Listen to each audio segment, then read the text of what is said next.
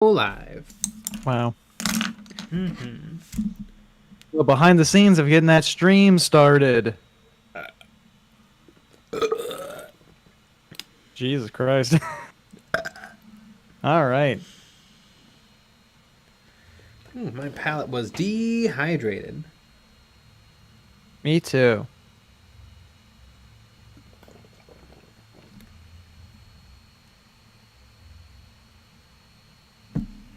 There we go. All right, we're alive. Lucky Bat, ooh, Kinect Creations. Hi there, folks. Kevin McCormick, Wave.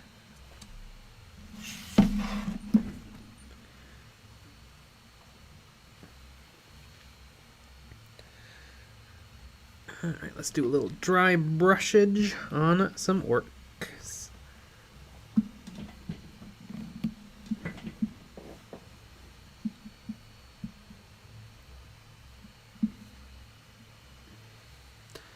Mysterious Automobile, hello. Loki, Bloodraven, yo, Alfarius, yo, I am Alfarius. Darth Cinema, hey guys. Ants North America, Guten Tag.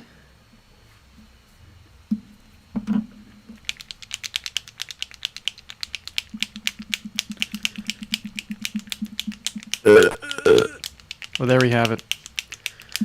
Kringling the Great, I have arrived to disturb the peace. Mysterious Automobile, OMG, it's Alfarius. You know, you got a celebrity. Mm-hmm. Well, there we go. Well, we have our call-in stream tonight. Yeah. We're going to start taking our calls at 9:30. Ooh. Until then, we will all sit in silence. Exactly.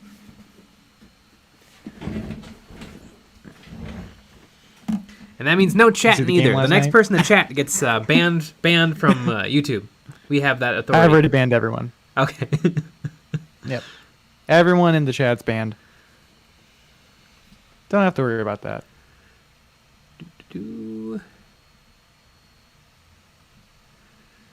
Y'all want to see something cool? No.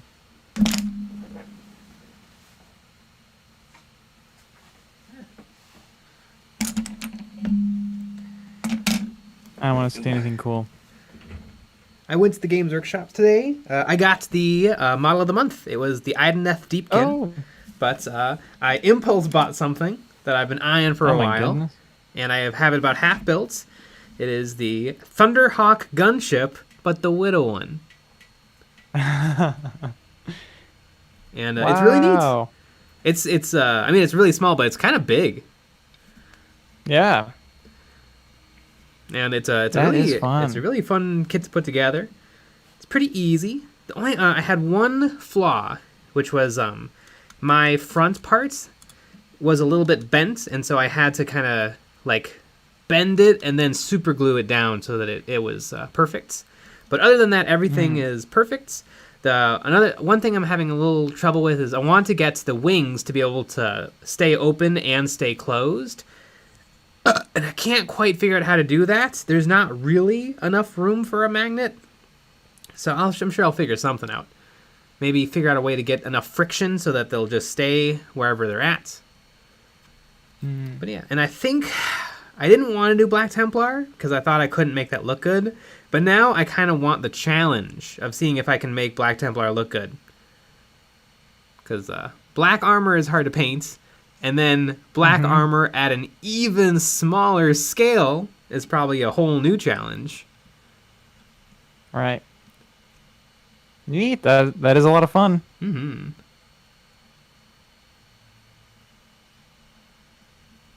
Oh, yeah. And you better believe I'm going to be walking around with this thing going... Oh, yeah.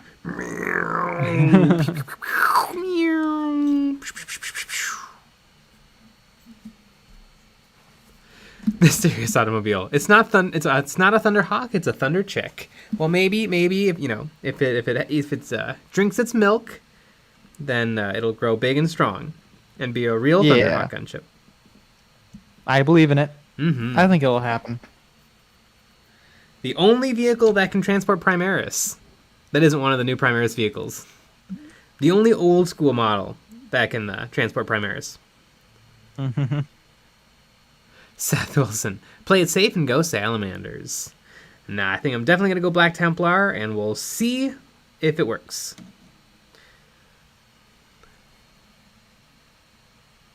Furious, I got my new airbrush, and I'm so happy to be using it.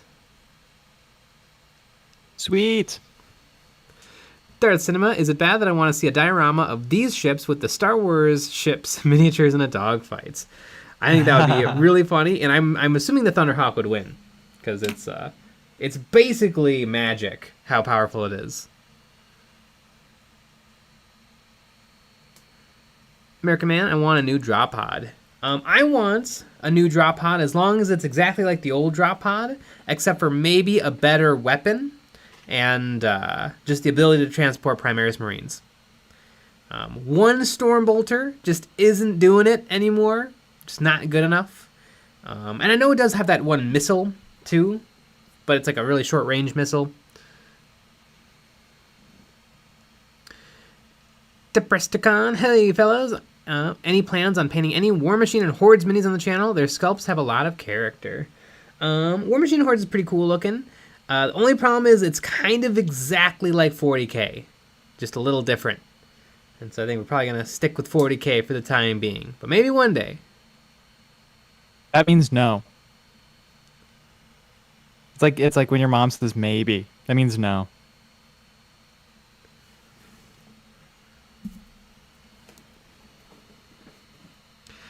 Steve, for whatever reason, I thought those Aeronautica models were smaller. Yeah, they're not teeny tiny.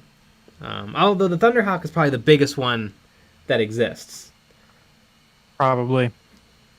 We gotta open up our Aeronautica to really see what's going on.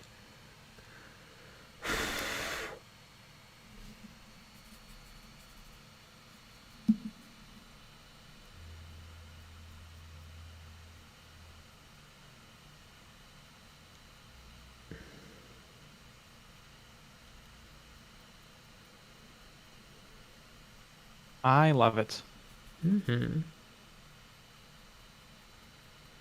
Will started an Orc Kill Team J, primed them brown. Also, for the very first time, thanks to you guys. Loving the results. Nice.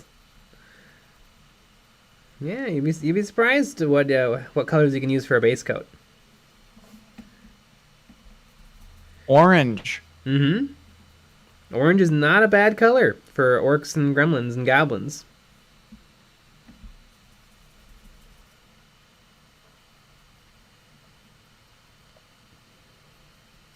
Peter Griffin.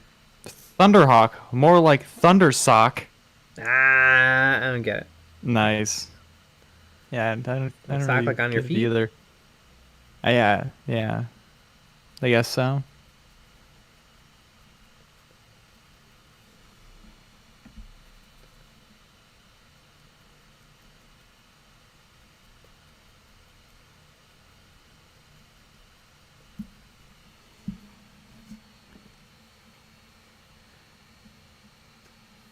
Chris Games Workshop, find 4 bolters, and now it's 340 points, and you have to spend a command point. Yeah, probably.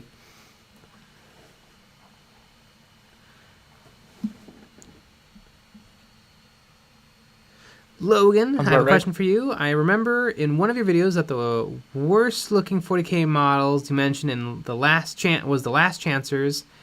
I was just wondering why that was.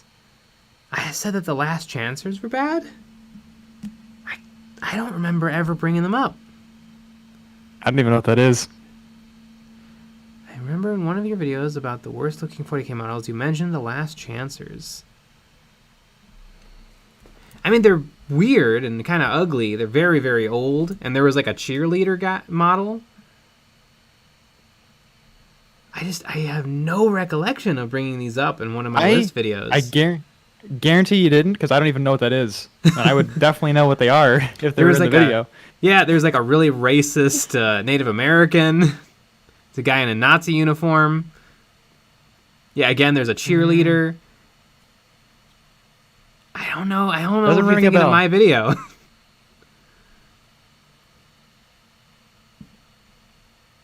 Gotta send a link with a timestamp.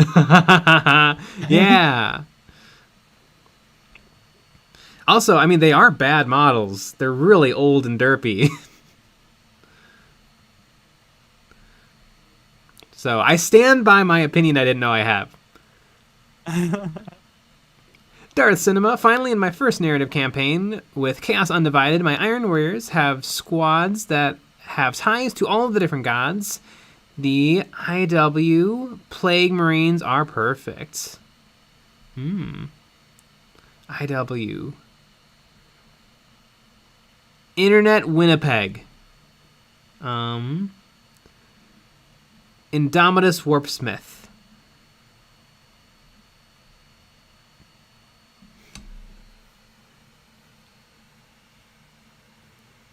Brooks Merkett, is this for 40k Kill Team? Yeah, it's for my Compendium Greenskins team. I'm making the Orc Knob. It's one of the more powerful models that you can bring in the game. Really, really good shooting weapon in the Combi Scorcha. Really, really good close combat weapon in the Big Choppa.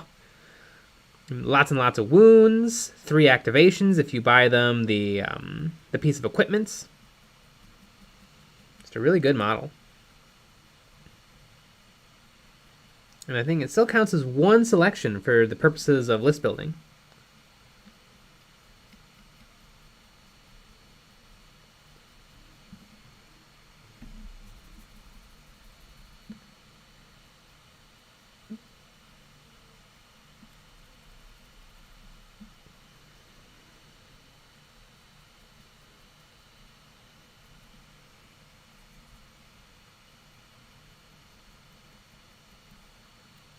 Yeah.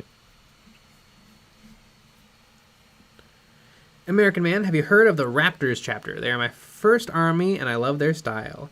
The Raptors are one of the reasonable Marine factions, right? They're green, and they're like actually cool and use camouflage and use tactics and like look reasonable, as opposed to some of the other Marine chapters that are like bright blue or bright yellow.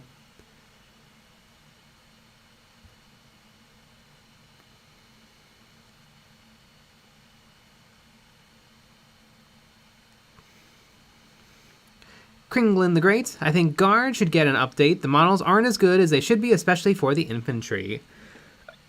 You know, everybody was really bummed out when they just created an upgrade sprue for the Cadians. I think the Cadians still look alright. I don't really see a problem with them. Like, the update would be subtle, which is why I kind of wonder if that was why there wasn't a proper update. Because they're the right scale. They look pretty good. Just their heads and guns were looking a little rough, and so they updated the heads and guns.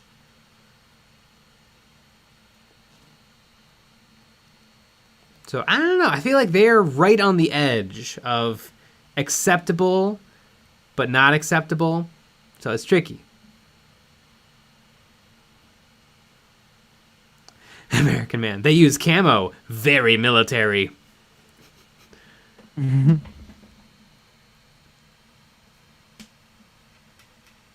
Logan, think you maybe just showed a picture of them, and I realized that they do look very derpy.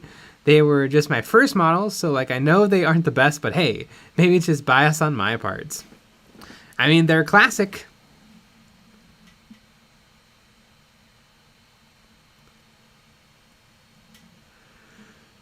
BSRC vids, some fellow nerds painting some orcs along with ya. Yeah. Yeah, everybody's supposed to be painting orcs right now at this exact moment. If you're not painting orcs, you're not allowed to listen. So, right. You know, turn it off. Honor system.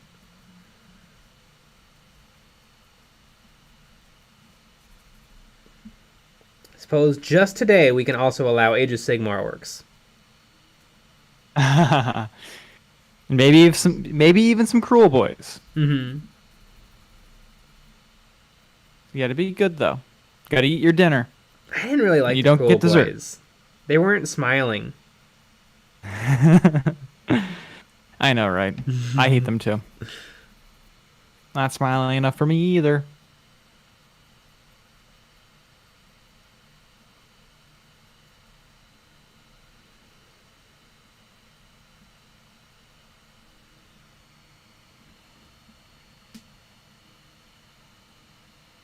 APC. Craps. Curse City. Good night.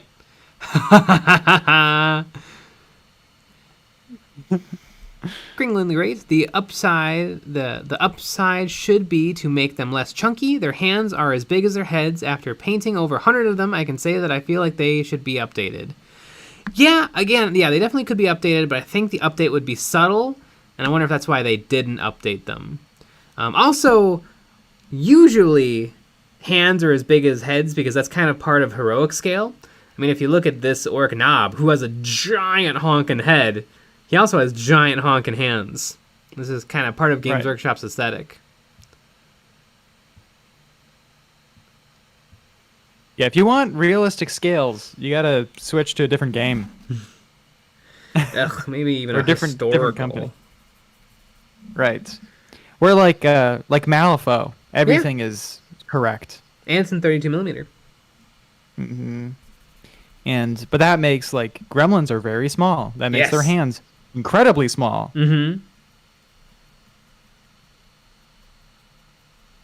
Where that's not really, I think, what Games Workshop is going for. It's interesting that Games Workshop probably has the most serious lore, but the most silly models. Yeah. Whereas like Malifaux's lore is not particularly silly or serious. Infinity's lore is not particularly serious. Dropfleet's Commander's lore is serious, although it's in 50mm scale, so it's like incredibly tiny. Like tanks are the size of M&Ms. Right.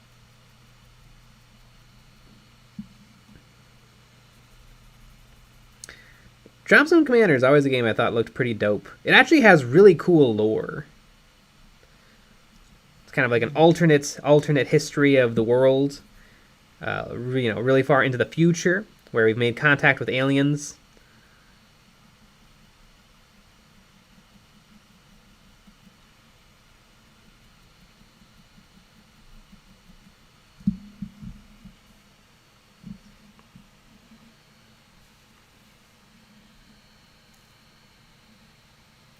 K&A Creations, talking about hands, the free model I got from my local Games Workshop store is missing a finger.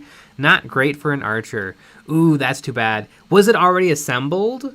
My store manager, I think, had to assemble all of our free models, which means he had to put together, God, probably like a dozen of the box of Ideneth Deepkin archers, which does not sound like any fun at all. I'd probably quit. Just nope. Yep. I'm done. I'll sell models, I'll sweep the floor, I'll stock the shelves. I'm not going to spend all day and all, like, just days putting together models. I just imagine, you have a gas tank and you're just sprinkling it everywhere. Burn it all down. Yeah. And then burn all of the businesses that are part of the strip. I remember they finally got rid of the there was a Goodwill drop-off center near the Games Workshop, and they finally got rid of it. And so I went up to the manager and I'm like, so how great is it that you don't hear the super loud slam of the big rolly bucket hitting the door every few minutes? And he was like, oh my God, you have no idea.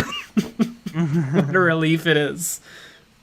God, that's really funny. Like every time somebody came to drop off stuff, wham! Just a super loud slam of that plastic bin slamming into the door. Peter Griffin, thoughts on the one-page rules lore? I have not read it. I didn't know they had lore. I thought their lore was just, we're not Games Workshop, wink wink.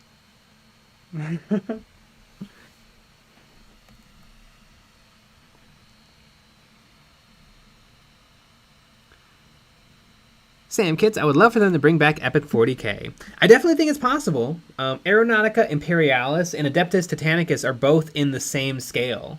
So I feel like if they just decided to, come out with a range of ground vehicles and just say all of these model kits are available, I feel like it'd be pretty easy to do in Epic 40k. Although, Epic 40k was in an incredibly small scale, where like a Thunderhawk gunship was like a half-inch long, whereas this Thunderhawk gunship is like 4 inches long. So it would be quite a scale increase. It would still be a big game.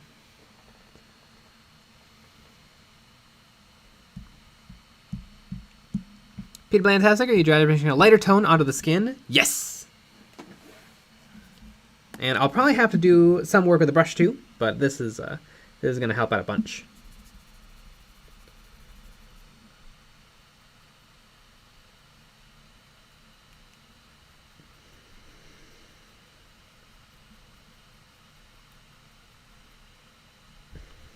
Dark 30s, what are we calling in about?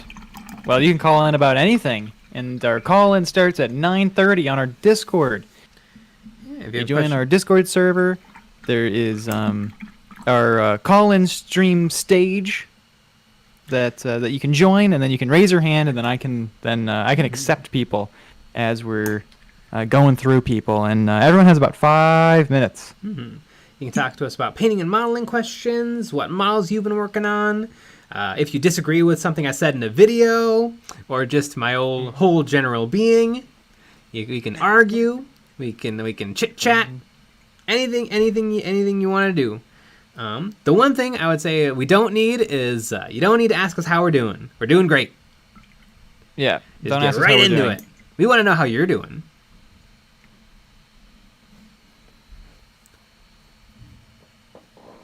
Everyone's going to ask us how we're doing now.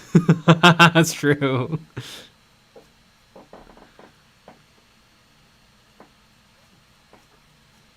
It's not like the Tonight Show where you have to pretend. Mm-hmm. How are you? I didn't talk to you 3 minutes ago.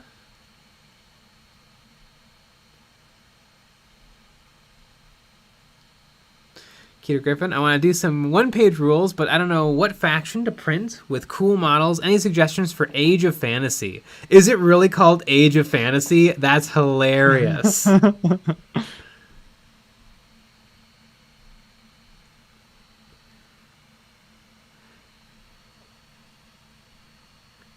Kringlin the Great, is there stuff to be avoided in the call-ins? No.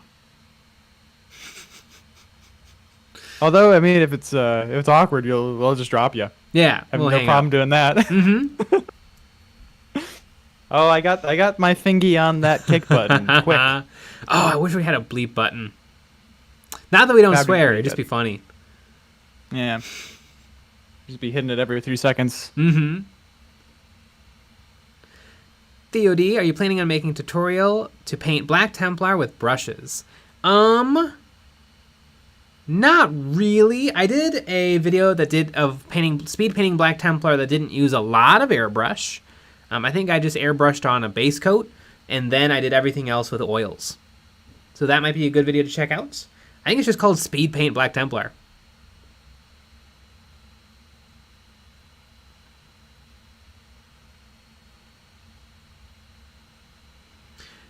Gavin Anderson, anyone have a good 1K 1,000 Suns list? I've just started collecting. I would say bring about 40 Rubric Marines. Is that 1,000 points? That's probably not 1,000 points. Bring 60. That ought to do it.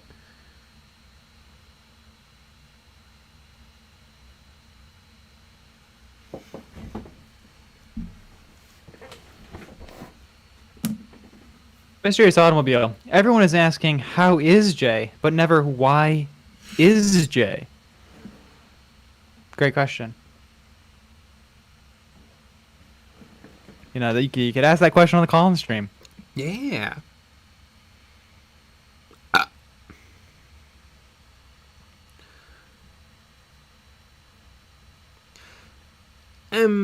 Threesis, I can't decide if I want to do Games Workshop, Flesh Eater Court models, or 3D printed Egyptian theme. Please advise.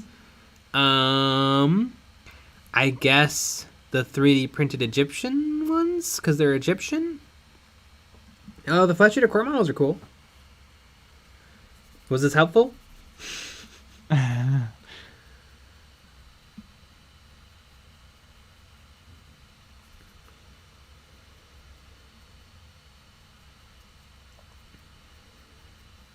my strange brain.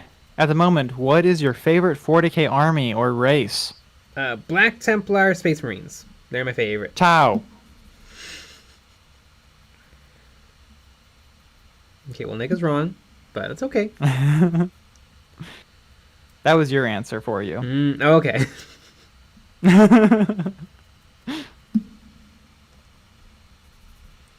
God, I would love to have like Miniac or Squidmar or like a big YouTuber in like an interview situation and be like, all right, I'm so, it's so cool to be talking to you. So let's really get into it. What is your favorite 40k army? Just start asking really bad questions. What's your favorite color? Where do you get your ideas? Where do you get your inspiration?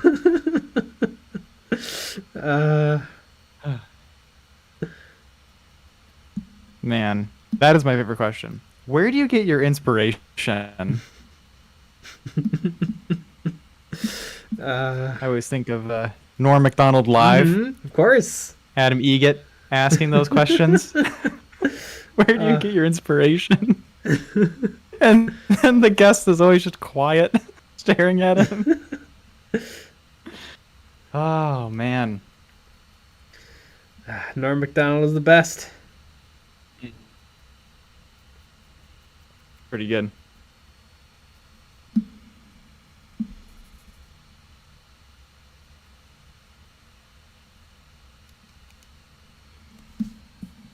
Steve, is it just me, or does the Chalneth Tau take forever to assemble?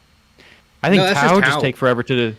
Yeah, because there's a lot of parts. A lot of parts, and very, very small parts. Yeah.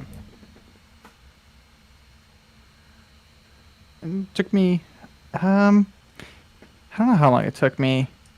I mean, I did it for like an hour a day during the live streams. I don't know. Probably took 8 hours in total. Half paying attention to put them together.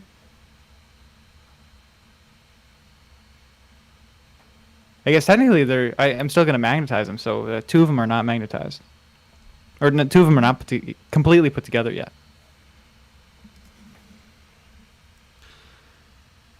Nurse Crafts. Hey guys, curious how you stay on track of projects. I seem to get motivated for a project, get all the supplies, and immediately just start shopping for the next one and work on other stuff.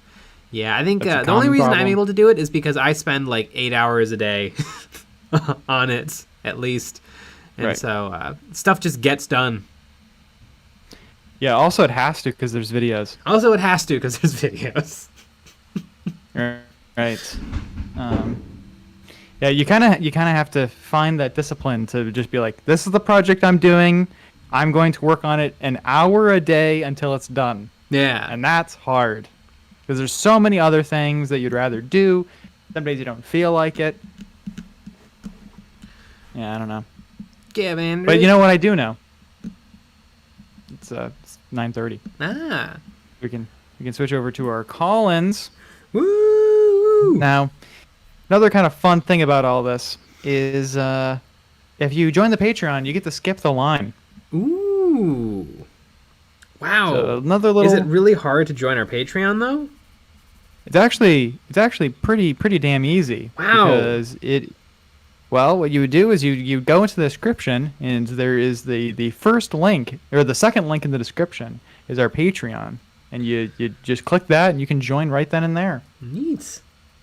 Pretty amazing. And then all you have to do is connect your Discord account to your Patreon, and then you'll get the benefit of being you'll get the role benefits, which lets me know that you're part of the Patreon, and then I can add you to the call. Alrighty. Well, guess what? Mm-hmm. We're gonna go with the Patreon member. We're gonna go with Rybot. Woo! Oh boy, am I excited. Hi! Oh boy.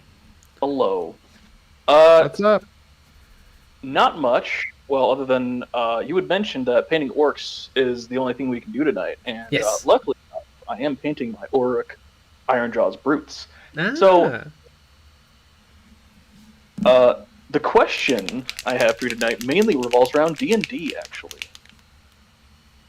We know a lot about D&D. Lots. Is that sarcasm I hear, or legitimate? That is correct. That is a sarcasm. Never played it in life, good. but I know a little. I know beholders. Okay. I know halflings. Well, this might be decent then from your guys' perspective. Because I get to kind of explain some things, and then I'm looking for you guys for a little bit of feedback or call it inspiration.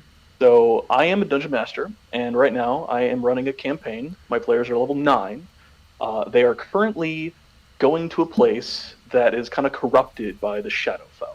The Shadowfell is kind of, a shadowy, kind of muted version of the material realm. So you'll find a lot of the common things of ghosts or zombies, undead, but a lot of shadowy creatures or depression as an emotion is a kind of thing there. Yeah.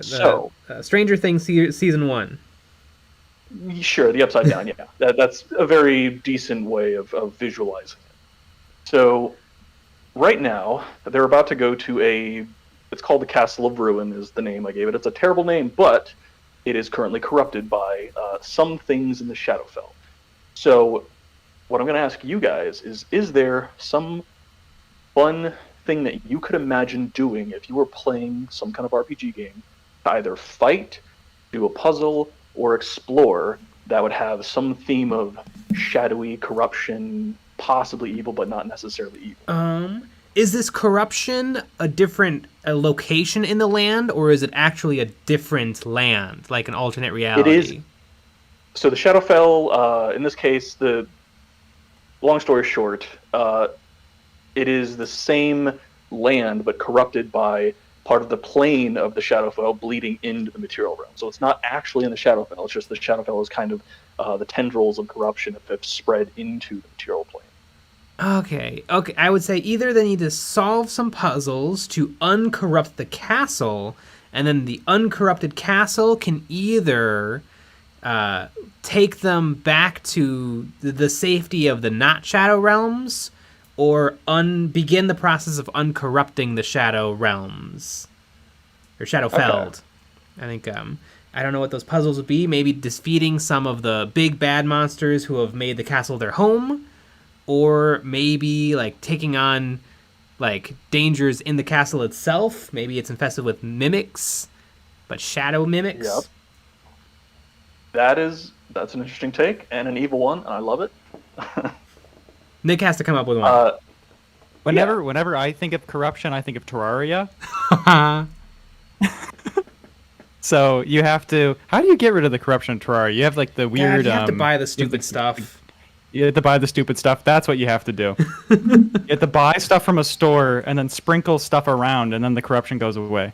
They practically did that tonight. They were in a city where they bought magical scrolls of spells of protection from evil and good, because they knew last time they faced parts of the Shadowfell, there were undead and stuff. So it's a spell that just kind of gives you a really good defense against such undead or fey creatures like that. So, ooh, I have another idea. What if the I forget what it's called already. The Upside Down. What if the corruption messes with the players, so they're all just significantly worse? So all of a sudden, normal enemies that shouldn't be a problem are all of a sudden a big problem. It is actually part of some of the different planes of the multiverse within the D&D universes. They do different things to you if you're in there for any significant time.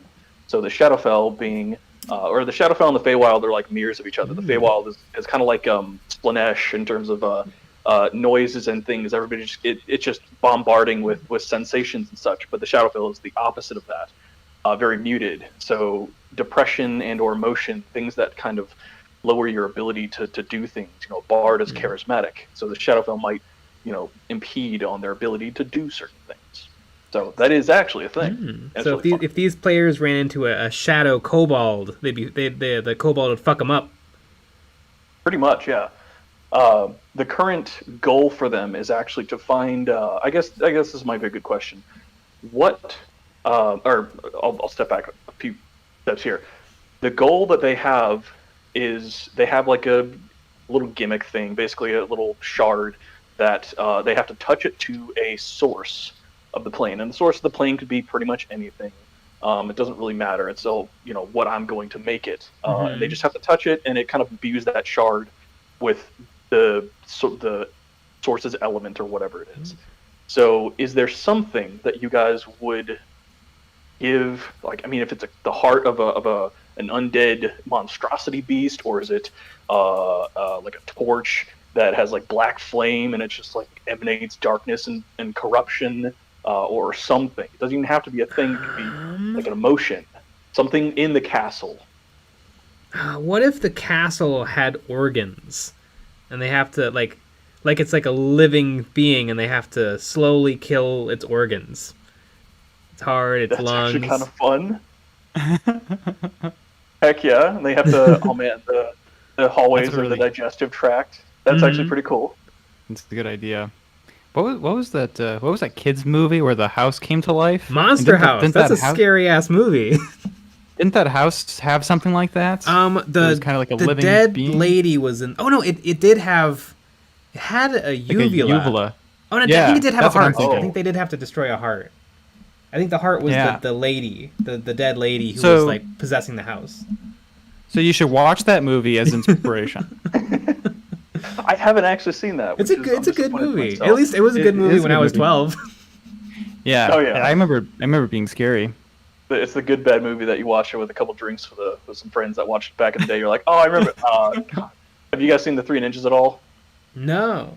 No. Okay, it's a very that's the kind of movie that I rewatched like 2 decades later, and then I'm like, I'm glad I was a kid when I watched that.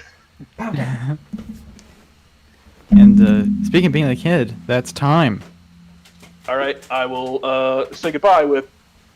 I can't even force a burp right now. Damn it! Bye. Ah! Sorry, my dog was about to eat my snacks. See ya. Well, we can't have that. Bad dog.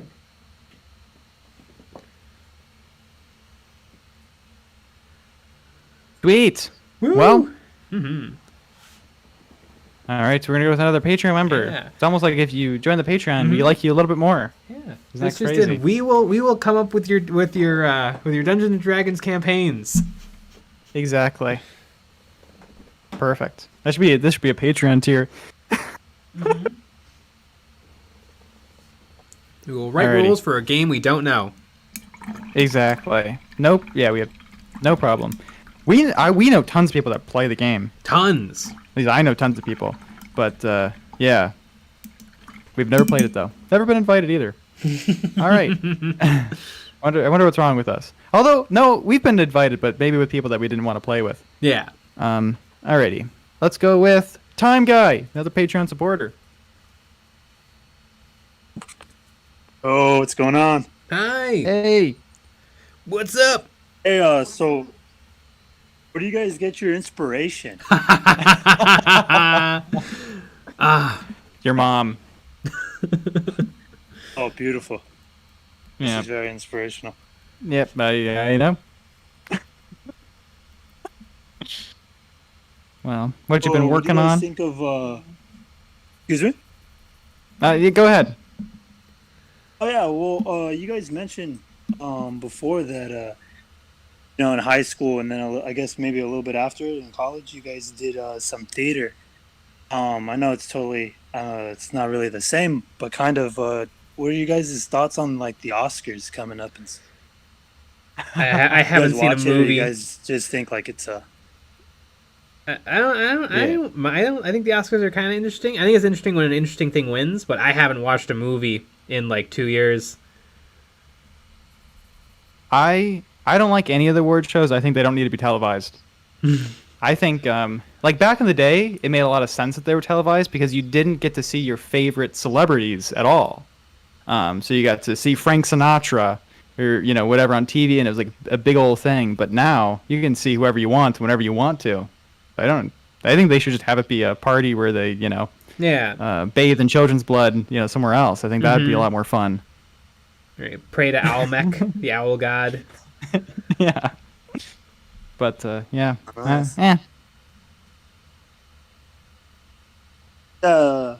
I love your channel, and I got to be a Patreon supporter. I'm new. I'm pushing a rise on usually the YouTube stream, but yeah, I mean, you guys just watching you guys paint and the models and memories got me to buy two Space Hulk boxes, one for me and one for a family member. Damn. Oh, wow. Those models just kick ass, They do. Yeah, those are great. God, they should release it again. Mm-hmm. There's like a 50-50 I'd buy it again. Yeah. Just to get all the models, because I'm missing some. You're right. Exactly. Yeah, it's fun. But I just want to say that. And then, because I mean, I got work in a little bit, but I just want to call in and say, I'm happy to be a Patreon supporter, and thanks for all the quality content you guys put out. Yeah, thank you for being a Patreon supporter. It's the #1 way to support us. Your patronage is equal to like 6,000 views of one of our videos. Very true. If you had like 30 computers and you had them running our videos at all times, it's like a month of views. I'm gonna get on that. Mm-hmm. All right, guys. Yeah, thanks. there you go.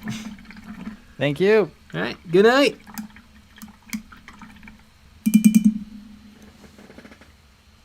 Sweet. Mm-hmm.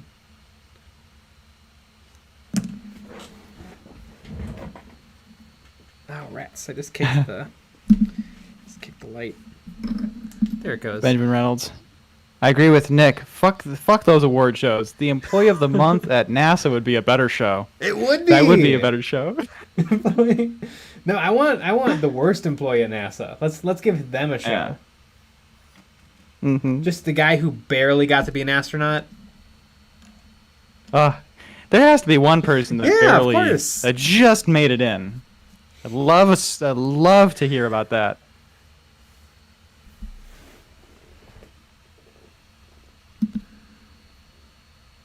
All right, we're gonna add Alferis, the Patreon supporter. Yo.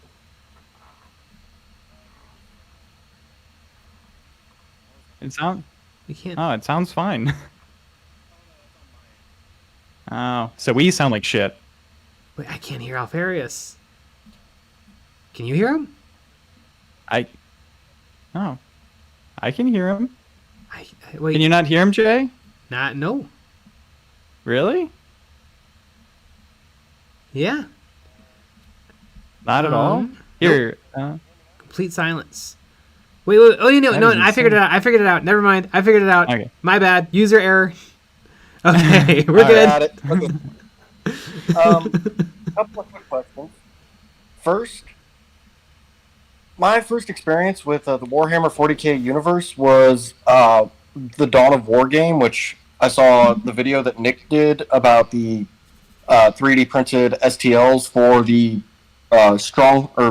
Stronghold and the Plasma Generator from the Storm faction, which was awesome, and it made me want to build a whole set of terrain that was just like the Chapel Barracks, the Fortress Monastery, the power generators, the armory, all of that stuff.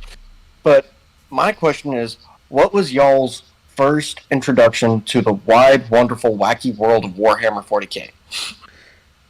My cousin played Warhammer Fantasy Battles, and he was just getting into 40k a little, and so he showed me the big rule book, and I read the big rule book many times, and that was my first introduction. And my first introduction was probably years after that, when Jay officially got into it and got a box of GROTS and painted a couple up and brought them to a architecture class that we were taking in high school, and showed them to me. And then I was like, "Oh, this seems neat. Let's do this." And then luckily we had a friend who he had some orcs from an old set, and he gave them to me. So I got started for free. It was the Assault on Blackreach, right? You said? Yeah, that's correct. In the 1 week challenge video, which I rewatched recently. Yeah. Yeah, exactly. They're mixed into my army. Another question I had is, why is Jay and Nick? That's a great question. That really is a great question. And honestly, we don't get that question enough. Yeah. I would say, what is Jay and Nick? That's another thing. When is Jay and Nick? Well, Jay and Nick is now. But if y'all remember last night during the Patreon stream, I said I don't drink much, right? Mm-hmm. I bought alcohol tonight because I had a bad day. Well, you do what you gotta do. Yeah. And my girlfriend's jealous because she can't drink because she's pregnant. Ah. She's next. Yeah, what a loser. And I'm also high because I've been huffing super glue fumes from gluing on tufts of grass to these bases that I'm working on for my Outriders. Nice. So, yeah, fun. I'm glad I don't have to work tomorrow. Me too. Although we got a game. Yeah. But you should live stream the game. Oh, I would love to. If only it was that easy to live stream a game. Yeah. At some point we will. That's yes, one of the things that's one of the things that we really want to do. Is yeah. There's a lot of things we want to do. Mm-hmm. That one's closer probably than battle reports though. Yeah. But no, I'm working on my Outriders right now, and my next EOB complete picture and upload for the EOB complete is actually going to be the full Primaris Indomitus Crusade box set. Oh, nice! You're gonna be one of the 10 people who've actually finished Indomitus. Yeah. 1, 2, 3, 4, or 1, 2, 3, 4, 5, 6, 7, 8 minis away Nice. from having it done. There should be like an official Games Workshop Discord for the people who've actually finished Indomitus. It'd be a very niche group. You have to take a picture of it. On my heroes, I'm actually going to try, for the first time ever, oil washes. I got everything I need. I've got makeup sponges, I've got oil paints, I've got thinner, pipettes, cups, everything. Nice. Got it all today with an airbrush. Yeah. You're literally all prepared for it. Yeah, I got a new airbrush. It's literally the exact same one I had before, so hopefully it doesn't break down again. The issue I had was a sealant on the nozzle. That's the Neo for Iwata. Yeah, the Neo for Iwata CN. Their starter. A screw-on. Yeah. I think I always used to put Teflon tape in the on the threads for my nozzle for the Neo for Iwata. That's what I'm gonna try next time. I tried. I think that's what I did too. And then I lost parts, and then it just stopped working altogether. So. Yeah, mine eventually did stop working altogether too after like 2 or 3 years. I think the reason it stopped working is because whenever I'm cleaning it, I used to use rubbing alcohol a lot. So, because I didn't have the actual airbrush there. Yeah, it could damage the needle gaskets that's inside of the I'm not body. going to do that again. Yeah, so I'm not going to do that again. And that's 5 minutes right there. 10-4. Y'all have a good one. You too. Yeah, thank you. Thanks for calling in.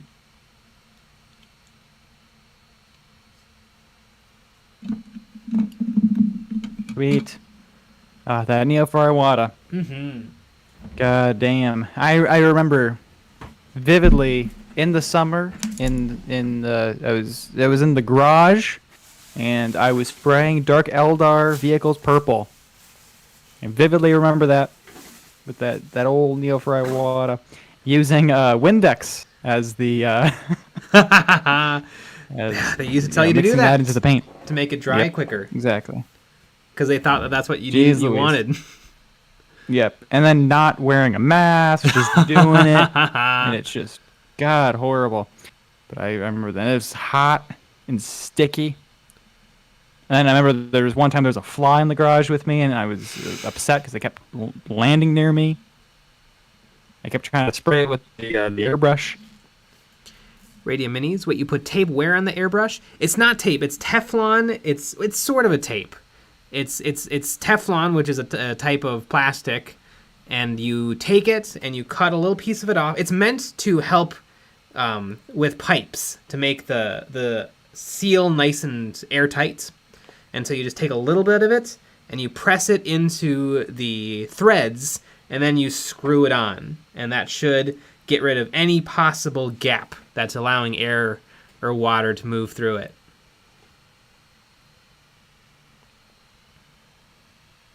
Yep.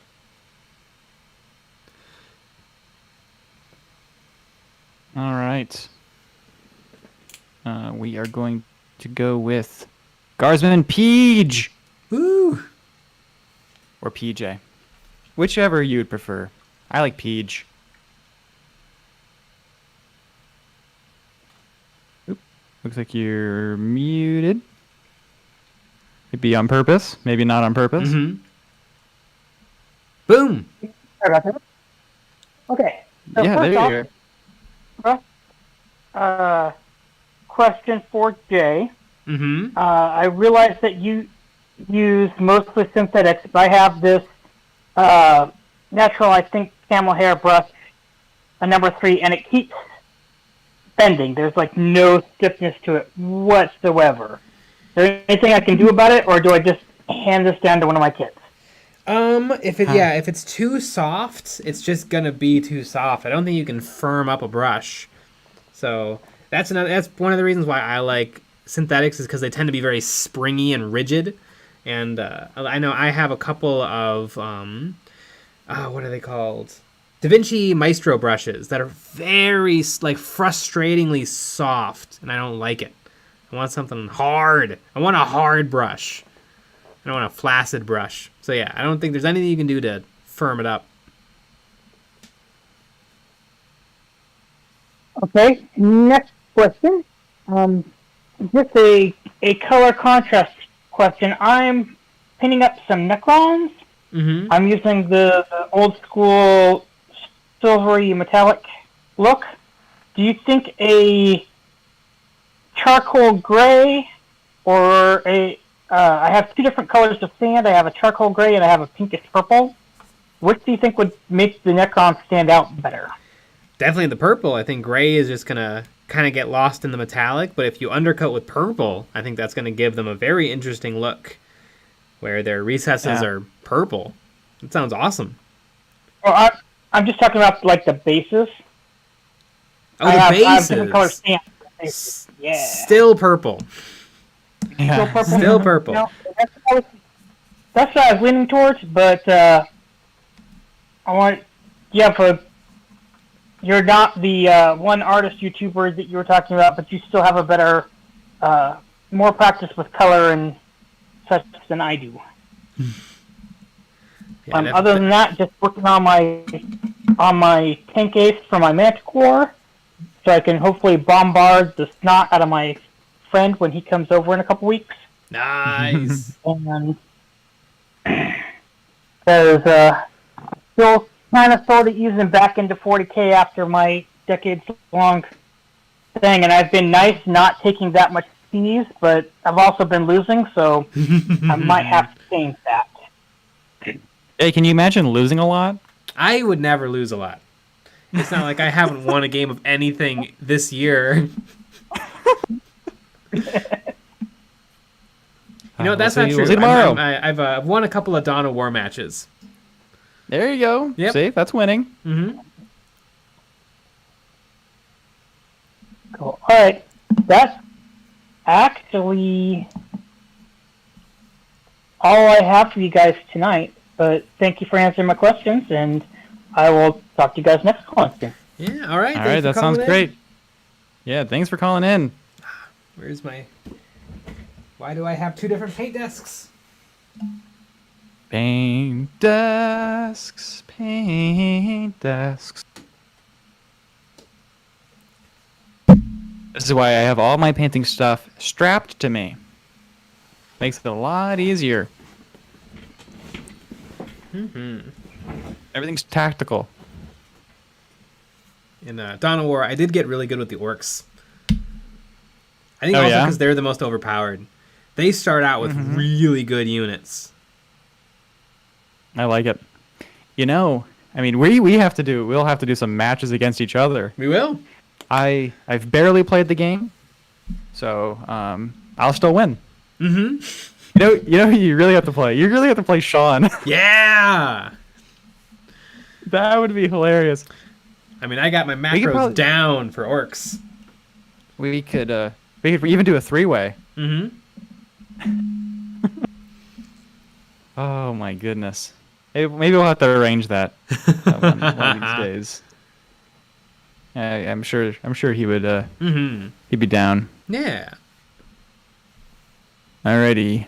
We are going to add Jazzy Dominion. He invited you to speak, you gotta accept my invite. Yo. Yo! What up? I've waited for 3 years. Only I had spared the money for a Patreon support. Woo! But yeah. That's okay. Maybe what's going on? Well, I had D&D last night. It lasted for 8 hours straight. The DM was merciful to give me bathroom breaks, and it was very intense. I got downed. My friends got downed, and I was like, "Fuck, we're all gonna die." End of session. Little known fact about D&D: if you die in D&D, you die in real life. Yeah. I felt like my I was gonna implode from the inside. All right, but first I want to say, amazing videos every week. There's like something to look forward to, like every single day. I'd be like working on my worksheets or like modules, and then I'm like, oh yeah, there's a thing that happened, and there's EOB, and it's like, oh shit, yeah, I'll tune in after work, and I'm like, oh yeah, this is cool. Because it gives me a bit of a refuel every like Monday, Friday, especially when I'm painting. Yeah, so thanks for that one. Also, I'm trying to plan whether to run Death Guard or Imperial Guard for Warhammer, because I'm fairly new. My first model is a Blood Angels captain, just because I just went to a store and it's like, oh, I need to only buy this one thing. And then I bought it and I painted it. I'm like, oh, I feel very proud. I'm going to get something that's very different next time. Well, if you go Death Guard, you could always kit bash that Terminator or that Sergeant into a Death Guard character. Oh yeah, that would be very nice. But if you think that Imperial Guard is really, really way cooler, then I'd probably go with Imperial Guard. I mean, do you think you like a small number of really, really tough guys or a large number of really weak guys? I like the spam. That's the thing. Then probably Imperial Guard. Although you can spam Pox. Well, you can sort of spam Poxwalkers. You can take one Poxwalker per unit that has the, I think, Death Guard keyword. So technically, you can only half your army can be made of Poxwalkers, which is still spammy, but not as spammy as like 90 Imperial Guardsmen. Yeah, because it was a bit funny thing, because I did a like a test play match with a friend, because my friend wants to get into Warhammer as well, and they chose Necrons, and I chose Imperial Guard. So I made the dumb decision to say, all right, we don't know how to play the real game. I don't know how objectives work, but you know what? Let's just kill each other to death right now. And then I forgot that, oh yeah, Necrons can resurrect. So like every turn, I like pull off, because like what we did is that we just did point equivalents. So like one Necron squad of like Necron warriors is equivalent to like 2 guardsman units. So we got 4 guardsman units. My friend got like 2 Necron warriors. I got 1 commissar. She got like I think it was like a warden or something. But yeah, it's an HQ. Yeah, Royal and Warden. I remember. Royal Warden. There was like so much dice. Like I was like, I rolled like let's see, 9, about like, wait, how much is it? 8, 16 dice on rapid fire. Nice. And then I was like, 16 dice rapid fire, hitting on 4s. All right, that's only 10, but that's all right. And then I rolled 10 dice to wound, only 2 wound. Wow. But I got my plasma gun, but I got my last pistol, and I just keep rolling. I know. I think I was like, all right, That's my entire turn. Even 16 dice is kind of rookie numbers. Like how many dice do you think orc players throw? I know. That's what I was 40, thinking about 50? too. Yeah, I swear to I mean I remember having to put counting out all the dice, putting it in my shirt to shake it, and then dumping my shirt out onto the board in order to be able to roll them because there were so many dice. Yeah. But that's like the thing that sucks about Kill Team is you really only need 6 dice, and you really only out of those 6 ever use 4. Are you playing these games on like Tabletop Simulator? Oh yeah, fun fact. Tabletop Simulator was really buggy, so we just used Roll20. Is Roll20 a different game or a different simulator? Oh, Roll20 is like it's like a browser thing, but it's only like top-down perspective, so you don't get like the 3D aesthetic. But yeah, interesting. I've always wanted to give stuff like that a try. It looks janky, and I'm already bad at computers. Oh, it's really easy. Huh. Yeah, there are a lot of drag and drops if you're the DM, and you can give people permission. It's like really fun. You can also make like a lot of stuff, but there's a lot of tutorials before you can start. But yeah, well, it gets fun later on. And mid game. Wait. Wait. Also, I remember like I did a first rank fire, second rank fire, and I was doing 36 shots, hitting on 4s, and only 2 wound. Yeah, that's how the Necrons be. Yeah, they're so tough, but yeah, I'll get them soon enough. But yeah, that's pretty much it for me. I need to go now. Bye bye. Thanks for having me here. Thanks for calling in. Later. Yeah, I gotta give Tabletop Simulator a try. Seems like the easiest way possible to get in more games, except for I have to learn a whole thing. Right. And it doesn't create more time. No, it doesn't. So, that'd be awesome. That'd be a big plus if it just made a couple extra hours. It slowed down time while you were playing it. Alrighty. Yeah. We're going to go with Black Lung Raider. Man, it is really nice being a Patreon member. Woo! Hell yeah, you get to skip that line. I was actually playing Adeptus Mechanicus. I was like, oh, hey, they're doing the stream, so let me go ahead and put them on 2 cents. There is a YouTuber that does a lot of the Tabletop Simulator Warhammer scene, though. Is it Magic Harpies Fly? I think I might have watched that video. It's Tactical Tortoise. He does tournament. Yeah. Yeah, I watched his stuff too. Yeah, it's actually how I learned how to do it. Because I never played in real life because I can't find anyone around me that wants to play in real life. Classic. Lame. Yep. My little Blender thing. You were right, by the way. My graphics card wasn't set up for Blender properly. Boom. Solving problems. Yep. So starting to work on that. Got some sketches up and running, and it's really cool. I was looking at some Drukhari stuff. I'm like, some of these dreams I have could be very Drukhari based. I feel because some of the stuff's very spiky. I'm like, oh well, that could be some kind of Eldritch horror. Neat. I like the Drukhari. I need to do a video on them. Kind of like I just did that video about the Tau, where I actually go into detail about the Tau. I kind of want to do the same thing, but with the Dark Eldar, because I don't actually know that much about them. I think I might have missed that episode. I remember some of the Battle Sisters episode. You were describing the kill team usage and how you've been getting your butt kicked, but that's half the fun. Oh yeah, that's every single week on Miles of Memories. I want more people to bring up that Jay sucks. I mean, it's not like I'm winning either, so it's not like I'm doing a good job. I don't feel like it's losing. It's how fast you lose that makes it not fun. Yeah, it's true. How fast I lose and how hard I lose. If you get to round 5 and you lose, it's like, okay, that's fun. That's fun. Because I remember one time I played and it was with Black Templars, and we pretty much ran both our tanks into each other, and they were just stuck firing at each other in close combat the entire game. Yeah. Nice. I was trying to cast all my Hydrax. Eventually, he just kicked my ass. I remember always being super disappointed back in old, like 6th edition and 7th edition about how tanks could only shoot at what their guns could physically see, and Space Marine tank guns are placed in the worst spots, so you can never get your shots off.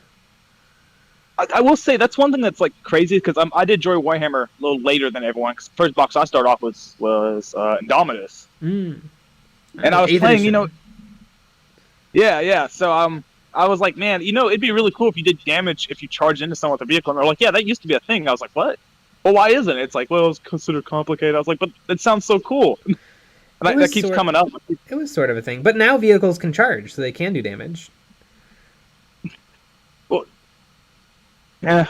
Because I was like, yeah, if you're charging in from a distance, like building up speed, it's like, yeah, that used to be a thing in like 5th edition. I'm like, what?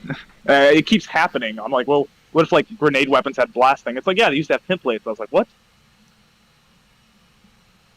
I think one of these days I might try to get, because apparently I used to be like in the nerd group, and they used to talk about Warhammer before I got into it. A lot of them older guys used to play like 5th edition and shit. And I don't think I would mind like trying to maybe relearn the older rules and try to play that at some point. Yeah, it's probably something trying it out. I think I would love to play 3rd edition because everyone says that's the best edition. Yeah. Well, also you have Legends, and I have to admit, a lot of the Salamander vehicles are like the cooler ones are Legends vehicles. Salamander's vehicles? Well, like the Razorback that has a Hunter Killer plus a Melter on top of it, and it's just like, yeah, that's something I would like. Because mine is very thematic. It's a lot of fire.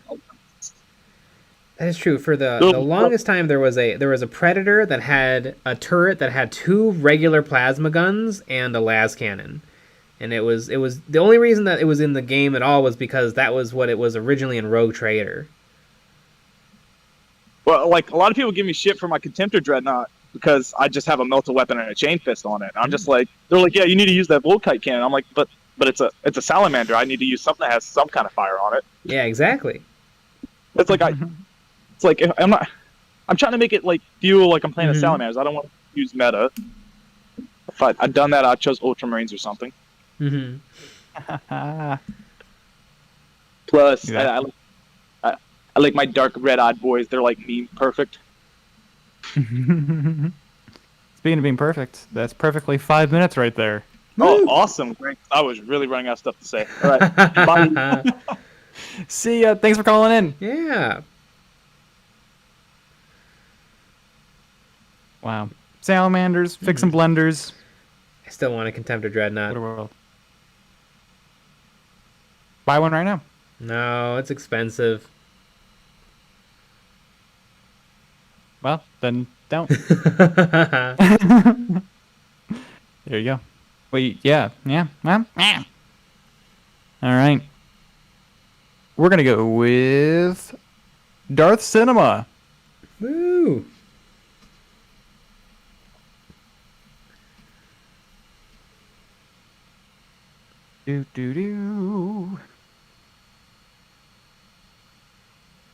I invited you to speak. Darth Cinema, you got to accept my invites, and then we can get the show on the road.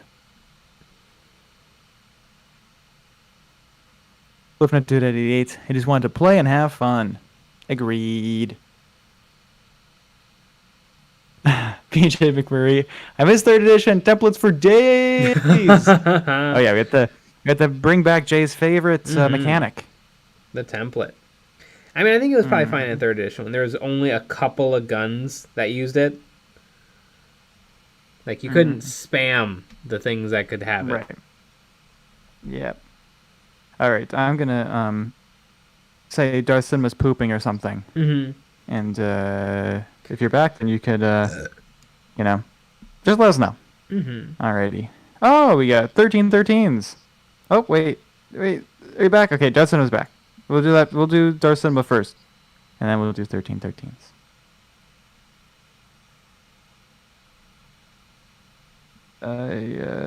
Send my invite. You gotta accept my invites, and then you can join the stream. I know sometimes that there's problems with it, especially if you're on mobile. I don't know exactly what the problem is with accepting the invites, because I haven't done it on mobile. Oh, there you go. Hello. Hello. Hi. You're here. What's up? Yeah, it's finally working. It just wouldn't let me accept it. I keep hitting the button. I swear, I thought I was gonna have to get the mallet out. Yeah, I don't know what that issue is, but I blame Jay. So it's Jay's fault. I agree. All right, so big question is versus boxes. You know, for 9th edition, we've had a couple of the boxes come out. We had Piety and Pain, which was, you know, Drukhari versus Sisters of Battle. We had Hexfire, which was Grey Knights and Thousand Suns. We've had Shadow Throne, Gene Stealers versus Custodes, and the latest one was Eldritch Omens, Eldar versus Chaos Marines. Mm-hmm. If you had the choice, what 2 armies would you focus on in the next battle box? I would say Guard and Tyranids. I think that'd make for a cool box. And like you get at least one new model. So I'd say maybe the new model should be a 3 Lictor box. And the Lictors can also be built as Death Leaper. And then the new kit for Guard would be what do the Guard need? What do they need? Do they need some elite units? Like some specialized weapon carriers? Ratlings. They could have new Ratlings. Because those are still metal. They're actually metal if you buy them from Game Oh my god, yeah. I mean, I feel that. I have to... I'm trying to kit bash a Warsmith for my Iron Warriors, but that thing's metal. Well, they just, it's hard enough, so... They just came out with the new Warpsmith. They'll probably be coming out with it individually. Warpsmith. I'm talking... Yeah, I'm talking OG Warsmith. Which, it's the only Iron Warrior specific model that Games Workshop has ever made, and it's still metal. Is that the one with the combi bolter and the power fist? It's the one with like this power claw and like bolt pistol. It looks super weird when you look at it compared to all the models that have come out now. Yeah. But well, Chaos used to have this thing called the combi bolter, which was actually different from a storm bolter in that it was literally 2 bolters taped together. It's always been a Chaos specific thing. It's a normal gun in Horus Heresy. Yeah, I know most of the Chaos Terminators have combi bolters that you can use. Yeah, personally though, I mean, with the rumors of all the different Chaos armies that are possibly getting codexes, because I think World Leaders are rumored to get their own, and possibly Emperor's Children. So probably I'm hoping though that if the rumors are true about the Iron Warrior rules for this new codex, it's definitely got me excited to actually be aggressive with these guys finally. So apparently they're going to keep the ignore cover save, the ignore cover on attacks, but there's also a rumor going around that I think their weapons they take reduced damage, so it like lowers the AP of so AP -2 goes to AP -1, and then AP -1 goes to 0. Which I wouldn't. Really I'm all right with that. Yeah, that seems really good. Yep. But yeah, no, can't wait to see what Chaos actually gets this year.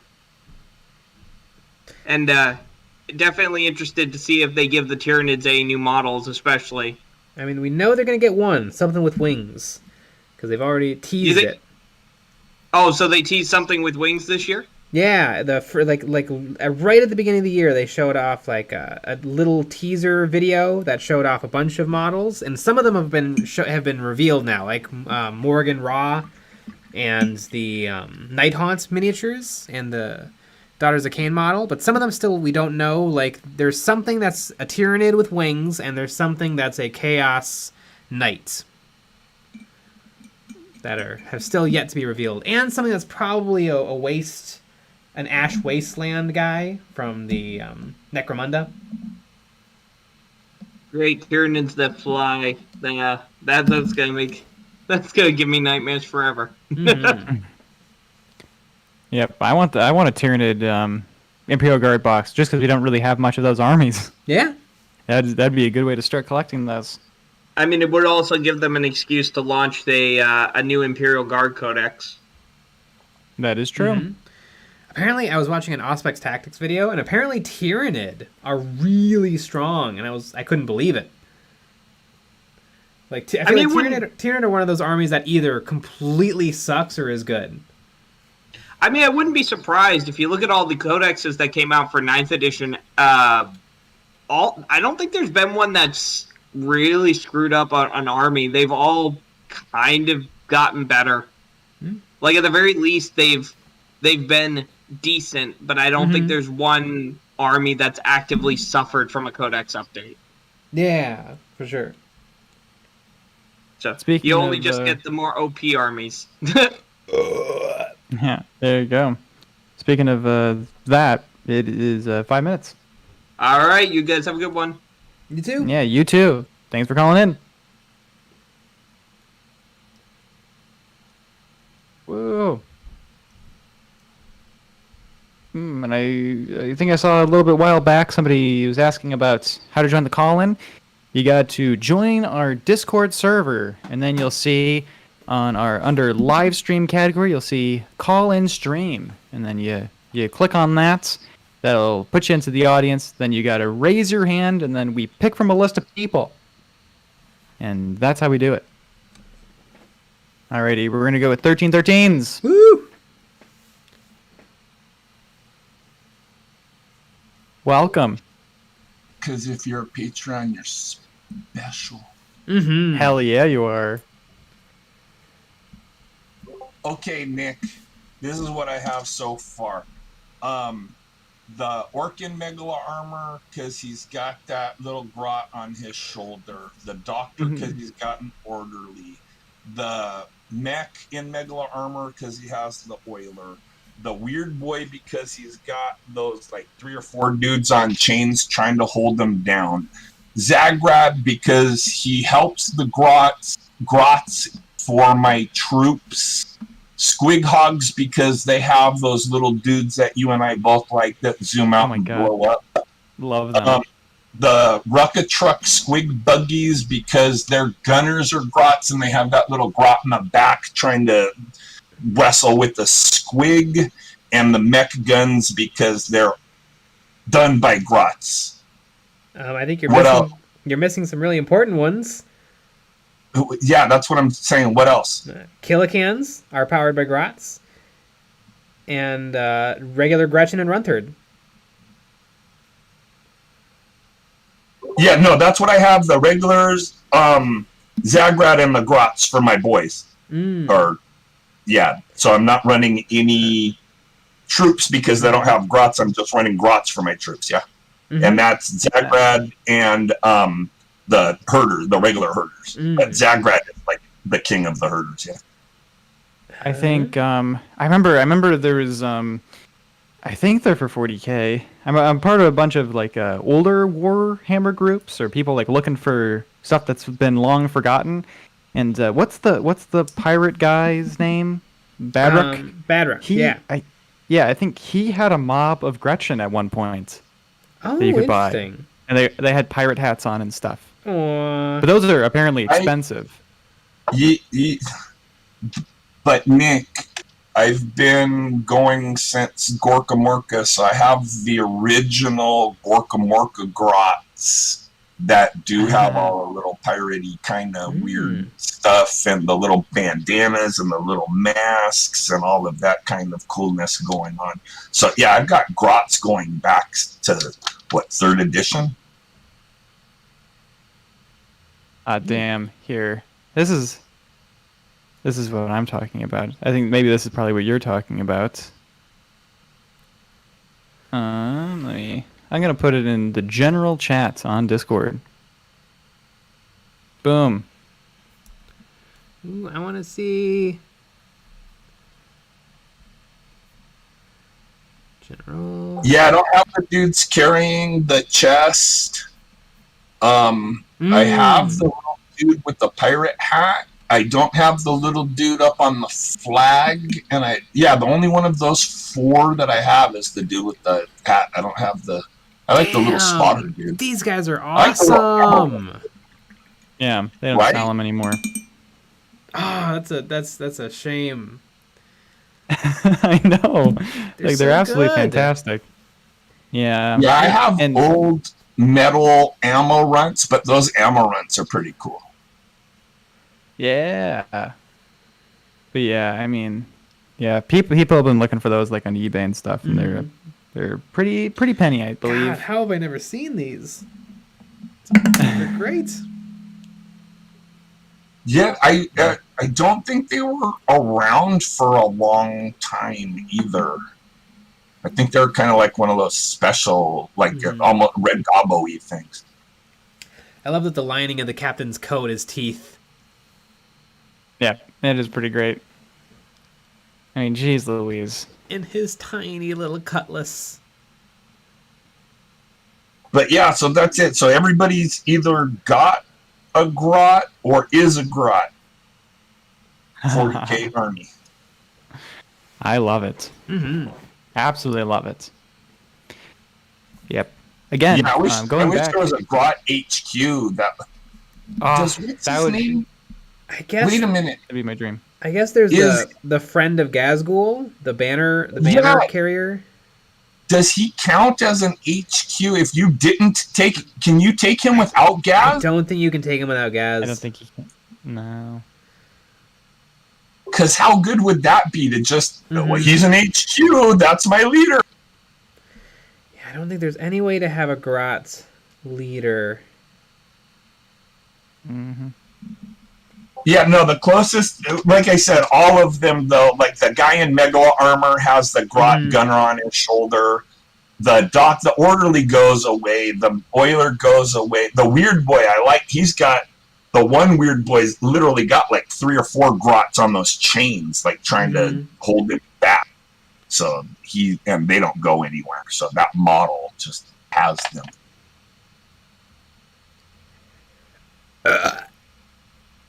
Exactly. And on that note, that's 5 minutes. Okay, goodbye. Bye. Goodbye. They are calling in. I want these Grot talk. They're so I know. cool. They're great. Grot talk. Grot talk. I also want the grot pooping into a helmet. Oh my gosh. I mean, they have so much fun with it. I don't understand why it's not just an army in general. It should just be its own thing. It should have an HQ. That'd be great. But, whatever. I think the only person that has power to make that happen is Louise. Yeah. I mean, she's a grot kill team.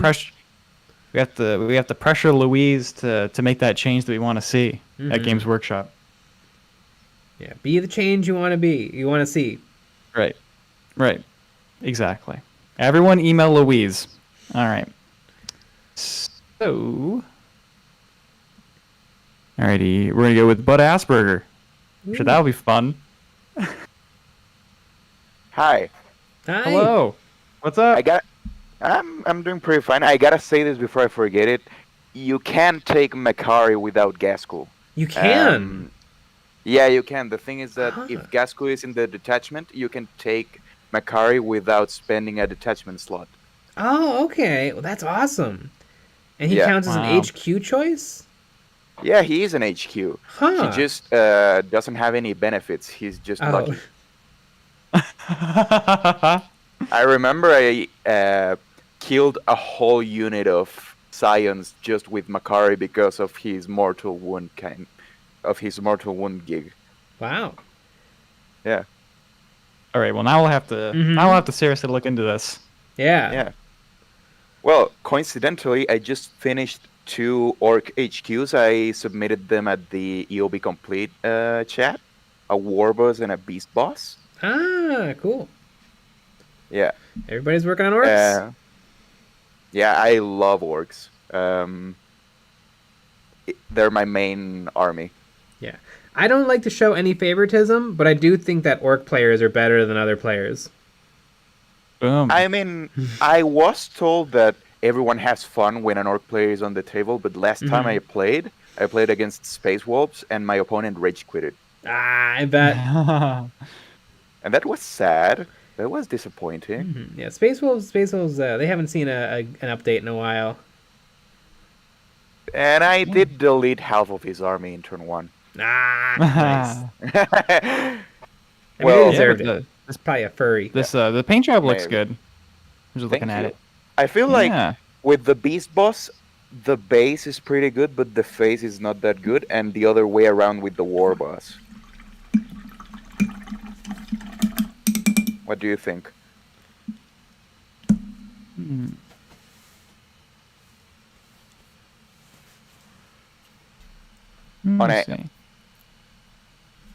a pivot, I recently broke my femur, and since I will be confined most of the time into my house, I decided to buy a new fancy schmancy airbrush. Ah, sweet. Which fancy schmancy airbrush? The Infinity. Ooh. Damn. Yeah, so I can make those sweet blends. Yeah, you're gonna have to watch some Marco Frassoni No Just Mecha videos. I've watched the guy, but I haven't watched him that much. I know that the painting coach is really inspired by him, and I do consume a lot of the painting coach. Yeah. I do consume a lot of you guys. You've taught me how to base. I didn't know. Yeah. We have a couple videos on the subject. Very true. Yeah, just a couple. And I'm right now painting the new Def Coptis. Oh, sweet! The new Def Coptis are great. They look a lot like the old ones, but better. Yeah. And the singles box is really expensive. Yep. But they're really sweet models, and they're really fun on the tabletop. Sweet. I have a really, really important question to ask both you and the chat on the stream. If Gaskell slept and snored, would he be a honk me type of snore, or a honk shoo type of snore? Honk shoo honk. I think he'd be a honk shoo. Yeah. I don't think he'd be a. I would agree. Yeah, I think so too. Yeah, the grots are more. Although I kind of feel like it would be like a. Just a scream. Scream. Yeah, Gaskell definitely has night horrors. He those are Eric. No, those are horror. Yeah, scary dreams are happy dreams for orcs because they just like fighting. Yeah. Well, I would say that the scary dreams are when nothing's happening. Yeah. Like, there's no fighting to be done. Yeah. That's a scary dream. That reminds me. I read that gene stealers can actually gene steal orcs, but they're usually very easy to discover because they don't fight that much. Yeah, like the gene stealers who the orc infested or the gene stealer infested orcs are usually quickly discovered because they're like thinking logically and scheming and planning, whereas the orcs are like, you're not an orc.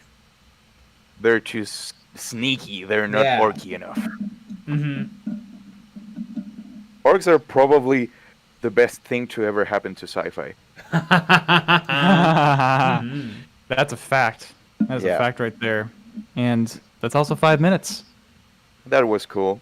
I turned into a patron just to have this conversation. Woo! We appreciate it. Yeah. Thanks for joining the Patreon. You guys have a great night. Yeah, you too. I wonder what the first science fiction orc was.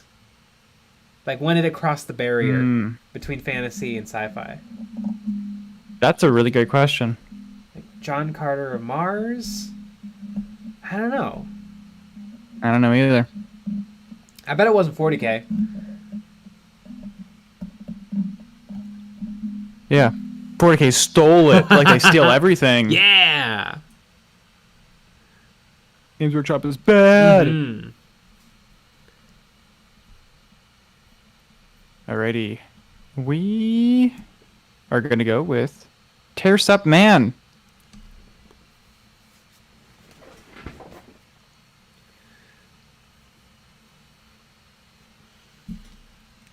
And I invited you to speak. Yep, there you go. Hello? Hello, Hi. what's up? Hello. First off, let me out of your basement. This has been a long-running gag. That has been a long-running gag. And no. No. Please, yeah, and the answer to the riddle, you used to always say, you have to answer the riddle, and I found out the answer. Mm-hmm. It's All right, penis. what's the answer? I mean, you nailed it. What can I say? Mm-hmm. Let me out now. All right, you're now free. Mm-hmm. Yeah. Okay.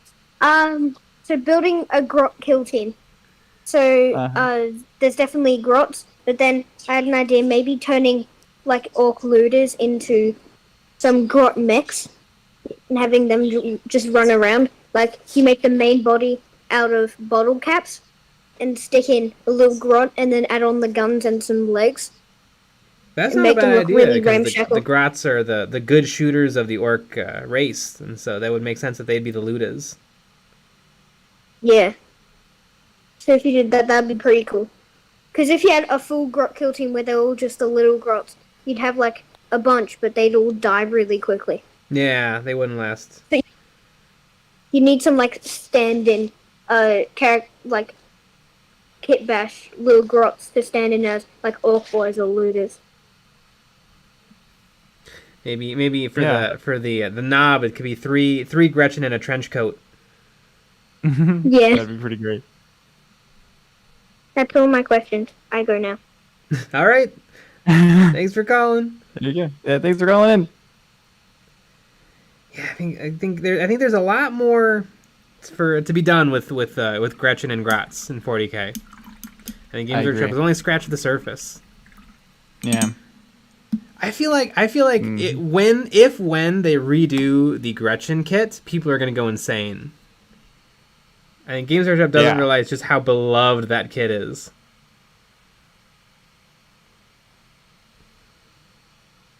Again, I mean, I think they could do so much with some grots. Maybe they're worried about changing or adding more grot stuff though, because the prices probably wouldn't be that great. Yeah, that's true.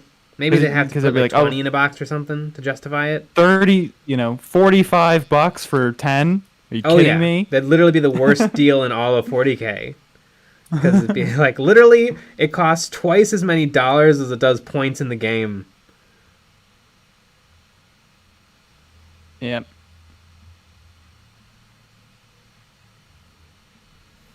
Exactly. Alrighty, we're gonna go with Gipsy Danger 122222.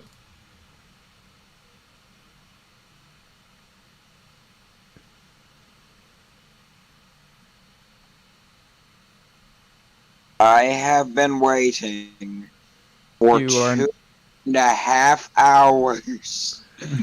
That's not true. You've only been going for an hour and a half. I've been in this thing for 2.5 hours. I wanted to get an early jump because I missed last month. Here's the fun thing about it. It doesn't order it based on when you joined in.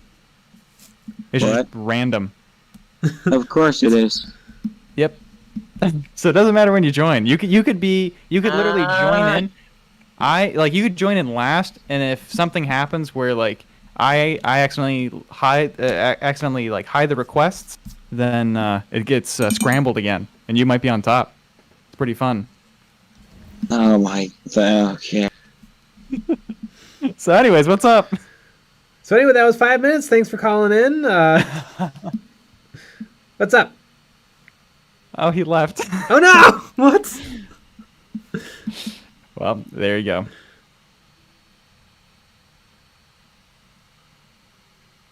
Alrighty, well. Should we call him back? We're gonna go. I mean, if you gotta raise your hand again if you want to call back. But anyways, oh, there we go.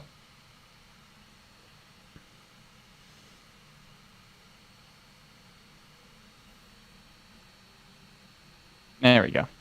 I must have tapped something in accident, and then the second time I tapped decline. That was great comedic timing. That was insane. Help me. Yesterday, I went to my local GW, and with my friend, I was playing my Templars. He was playing a mix of Guard and Dark Angels because we've got a campaign going on right now where the Templars found out just how heretical the Dark Angels have been. Mm-hmm.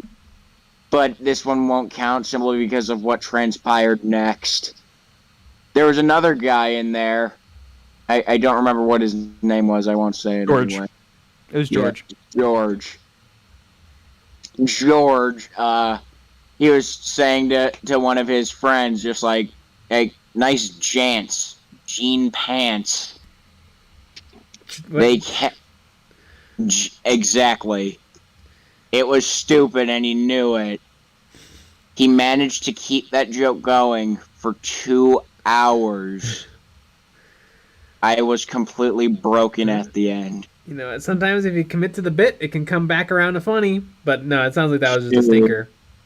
Like, making fun of jeans? Like, should they... Like, yes. Hey, you dummy, you're wearing jeans instead of jorts. Yeah, the best one that we came up with,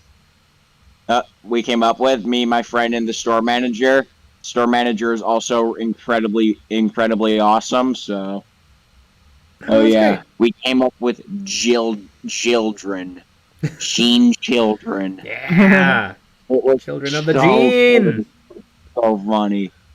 Oh yeah, and back to that guard conversation. How dare you say that grots are better than guardsmen? Say otherwise, and you are a Xeno sympathizer. Where's my bolt pistol? Grots are better than guardsmen. I don't remember saying that, but I'll stand with it now. How dare you? I'll stand by it as well. For 2.5 hours. Just for you to destroy my faith. I mean, the only difference is, I guess guardsmen have a 5-up save instead of a 6-up, and their gun does 3 damage instead of 2. Las guns do 3 damage. Or not 3 damage. The strength 3. Oh. I'm like, las gun's doing 3 damage? No. Yeah. I'm like, please let this be true. Mm-hmm. Oh, my poor guardsman. I don't even have a Manticore yet. I've been playing, and I've been collecting for 2 years. Oh, God. Hang it. And also, I got the Kriegers for like $30 from they were already built. I got them for $30 from my GW store manager. Oh, that's really good. Like, did he sell them to you personally? Yes, he is awesome. That's a good manager. I also got him for that. He got me the Black Templars box. Neat. I mentioned this already, haven't I? I don't know. Yes. Like 2 months ago, I think. 2 months ago? That was months ago. I know. Hang on. And also, I painted one of those Kriegers by the Midwinter Minis paint scheme. I really like that scheme. Oh yeah, it's like blue or something. No, it was more like they kind of look like Cadians, but not really. It was just different enough from Cadians to be Cadian, to not be Cadian. Yeah, I think that was a weird time where Midwinter Mini, Uncle Adam, and I think somebody else all posted the same, like, Krieg quick painting scheme at the exact same time. Yeah. His new Dark Angels one, just that captain looks phenomenal. Yeah, neat. Haven't gotten a chance to watch that one yet. Oh, it's worth it. I watched it earlier in the morning because I have this habit of waking up in the middle of the night and eating ice cream. It's just something sweet. Good God. And I will die on this hill. Jewel Osco cookies are the best in the world. You know what? They're pretty darn good. They're pretty good. They're pretty good. Jewel cookies are good. You know what? Aldi cookies kind of suck. I haven't had Aldi cookies. Yeah. So yeah, and I've just started reading Dune actually. Ah, are you enjoying it? Yeah. Yeah, I'm really enjoying it. I'd say really Dune is similar to 40k at the broader scale, but now they're two different. They're practically two different things. Yeah, they definitely have some similarities, but they have some big differences too. Like the warp. There's just so many differences at this point. I don't get why people say that they're the same thing at this point. Yeah, well, because games are shot bad. Games are shot bad. Fair. Yeah, and also, I'm starting Bolt Action tomorrow with my friend. Ah, okay. Well, that's just a dumb historical. So.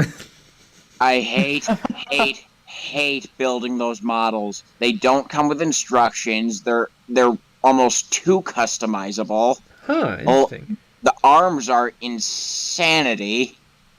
The weapons aren't connected to the arms. Isn't Bolt Action in 52 millimeter?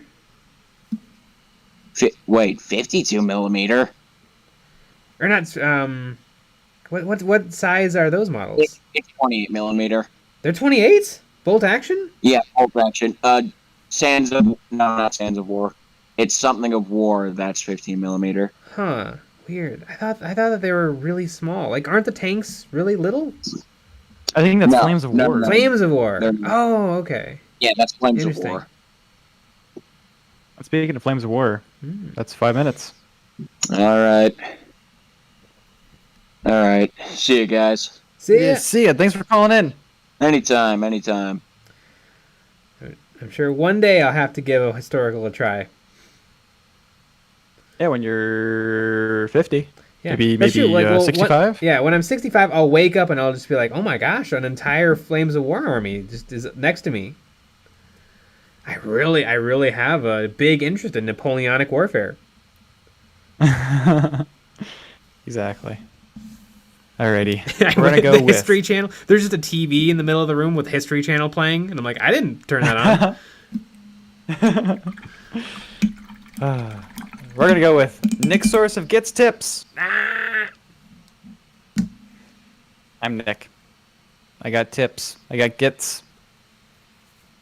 God, I want to do some Gits. I'm painting some Gits. This is true. Hello. Hi. Hey. I can't believe you're going to have a conversation about GROTS without me. That's very true. So what's up? What's going on with some GROTS? I recently got. I'm like halfway through my third group of stabbers. Sweet. I got 60 of them. Yeah. Oh, and I forget who it was, talking about rolling lots of dice. I can make a group of 40 stabbers roll about 100 odd dice. If I try hard enough. So what is the strategy for rolling that many dice for you? I throw them all into a box, shake it up, then roll that onto the floor. On the floor. You gotta floor it, just so that so there's a rough room. Yeah.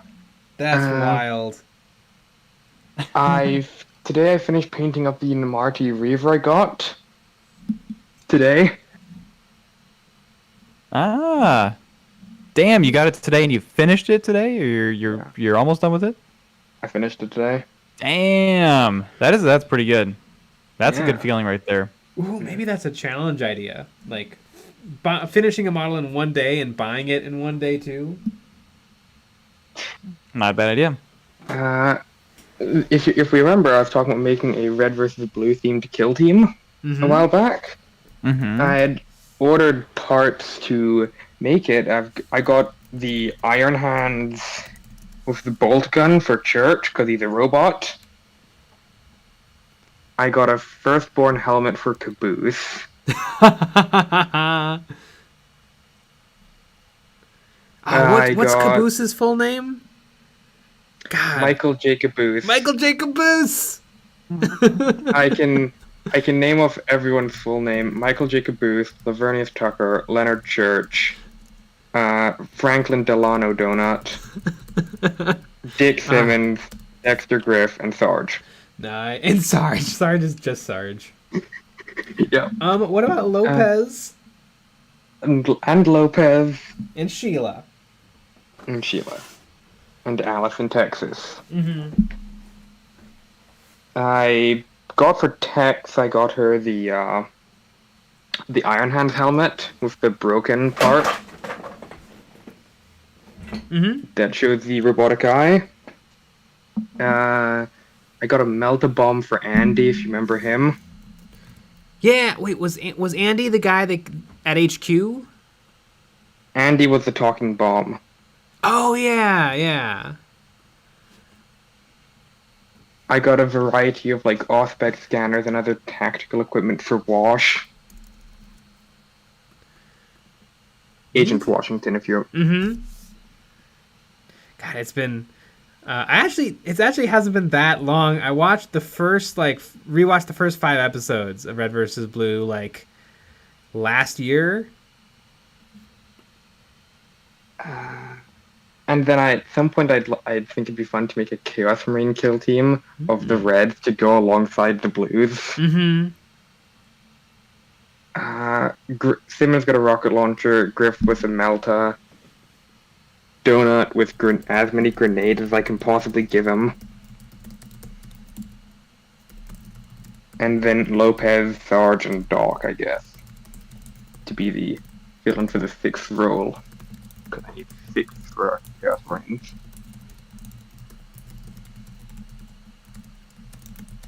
Sweet. Anyway, back to Gits. I run the largest number of models out of all of my friends for a 2,000-point army. We've got a Stormcast, I think he runs like 30-odd models often for a 2,000-point army. I run 100. Nice. Sounds about right. And I'm the only person with a fully painted army. So you're better than them. Yeah. So basically, you win every game, just based on that. I also do win every game. Nice. We don't really know all the rules, so we just go kill each other, kill everyone. And I've got 100-odd bodies, so killing everyone's a little difficult. Mm-hmm. Yeah, definitely can see that. Especially considering some of the bodies are Mangler Squigs, which could possibly move 24 inches in a single turn and charge. Damn. That's if I roll 4 6s on its movement under light of the bad moon. What else have I finished recently? I completed a war boss, my war boss in Mega Armor, and I took the Tau model of the month and just splayed him onto a dead body, chopped him in half, made some like intestines out of milliput, and then just drew that across his base. Then took some form of like something from my mom's sewing kit, wrapped it around the axe blade and glued in one point, and so he's got cow gore in his axe as well. Great. Poor Amazing. Tau. Yeah, well, it's Tau. Yeah, I agree. Yeah, I even have Tau. I even kind of like Tau. I agree, though. It was a worthy sacrifice. Mm-hmm. But For that's the greater 5 minutes good. right there. Exactly. I made a homemade servo skull to stick to Church's base. For when I make them, considering which will be in a couple of weeks when I get all the stuff in. Yeah, well, there you go. Good luck. That's 5 minutes. Oh, bye. And, see you Yeah. tomorrow, probably. If you guys are streaming. We're streaming on Monday. I'll see you Monday then. Sweet. Bye. Alrighty. Thanks for calling in. Bye. He always makes me want to pick up them grots. Mm-hmm. I want to watch Red vs. Blue now. Let's just cut the stream short. I think it's on Netflix. Really? Mm-hmm. There you go. Alrighty.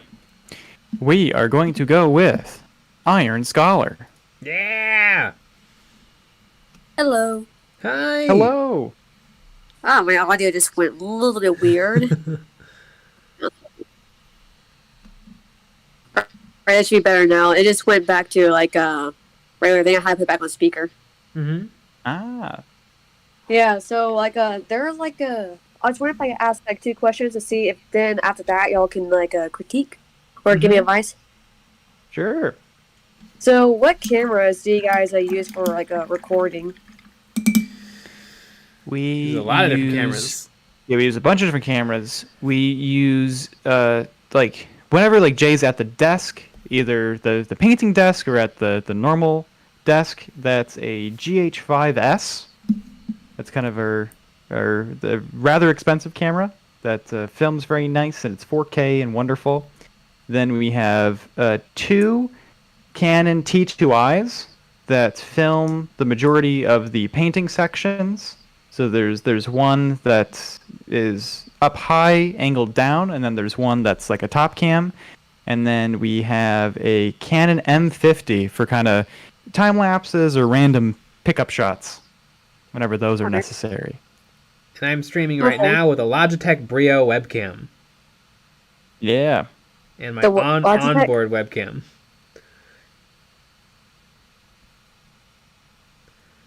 What was that, Iron? Okay. Oh, like, I was just, like, trying to recall what you said. So, Logitech Radio? Logitech Brio. Yeah, for the stream. Okay. And what do you do whenever you, like, edit, like, the videos? Like, what software do you use? Adobe Premiere. But, I mean, you could probably get away with... I think DaVinci Resolve is free. It's probably just as good. I learned like way back when I learned Final Cut, and then they changed the way that they did Final Cut, and then I jumped from that to Premiere. It's a whole fun thing. Okay. And I'm gonna start posting some my pictures into the Patreon only, because I'm kind of curious if you guys can give me some advice on making these better. Yeah. You can do that. My cell phone. Yeah.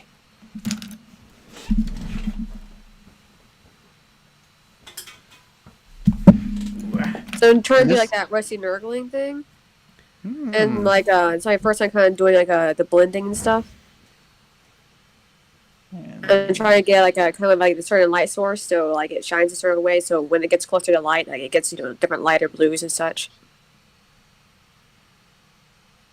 Yeah. And another one I definitely see it. I think what are you just using water to thin your paint? Yeah, because I'm doing a lot of layers with this stuff. Mm-hmm. I'd so say I'm wondering a matte medium might help, or this new stuff that I've got called Chroma's Jo Sonja Magic Mix. These work really, really, really good as a paint medium, matte medium, and this stuff. Okay. It helps. It softens your edges a little bit. So even if you thin your paint, you don't kind of get a little coffee stain where your brushstroke ends. All right. Can you type that out in the Patreon only? So because I probably won't be able to catch it until it's written out. Yeah, it's a fun name. Yeah, there you go. Andy got you. Thank you, Andy.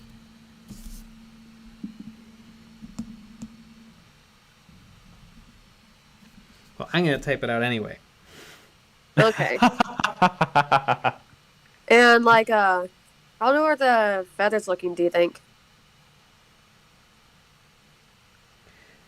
I think the feathers are good, but it seems like the feathers at the tips get dark again, like they get light in the middle and then they get dark again towards the edges. Okay. And maybe get the lightness to continue all the way to the outer edges. Hey, dog. All right. Yeah, because on the left wing, that's where I put like more of the work in, and like yeah, I'll keep that in mind as I go through. Yeah, but I like how each feather has a blue, like a bluish grayish stripe on the top half, but not the bottom half. It really helps separate them. Okay. How much time do I got left? Yeah, that's 5 minutes actually, right there. Oh, okay. Cool. Let me pop over and leave. What do you want, dog? There you go. Yeah.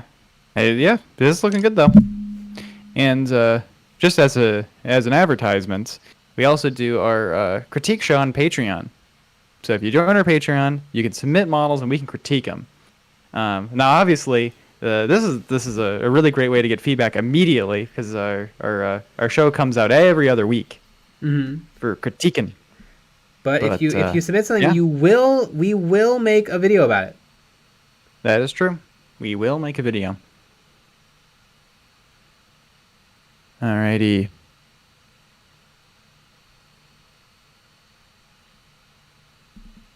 Let's add some more peeps. Alright, we're gonna add Zemo Shimo.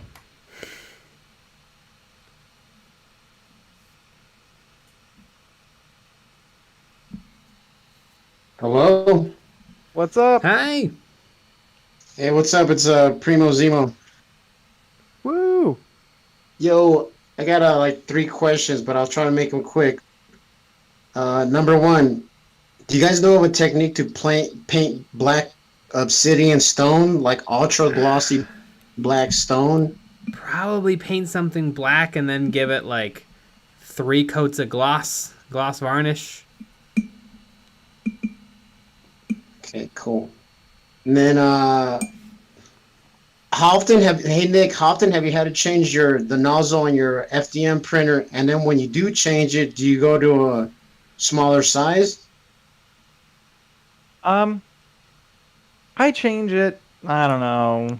I've been printing a lot recently, so I was changing it out. I don't know, every 4 months maybe. I don't really change it out that much unless I start seeing some real issues. I actually just replaced a lot of components on my FDM 3D printer. I've never used a smaller nozzle. I've used bigger nozzles before, like when I printed the cookie cutters that we were selling for Christmas. I used a bigger nozzle so I could print them quicker. Yeah. Oh. And then one last kind of funny question. So I'm kind of new at this Discord YouTube thing. I'm having a kind of a hard time watching the YouTube stream as I'm connected to Discord. Anybody got any suggestions on how to fix that? I'm using my phone, by the way, to try to do both. Like it's choppy? I think that's the problem right there. Right, trying to use the phone to do. I don't know if you can do both. It's the 2 high intensity apps.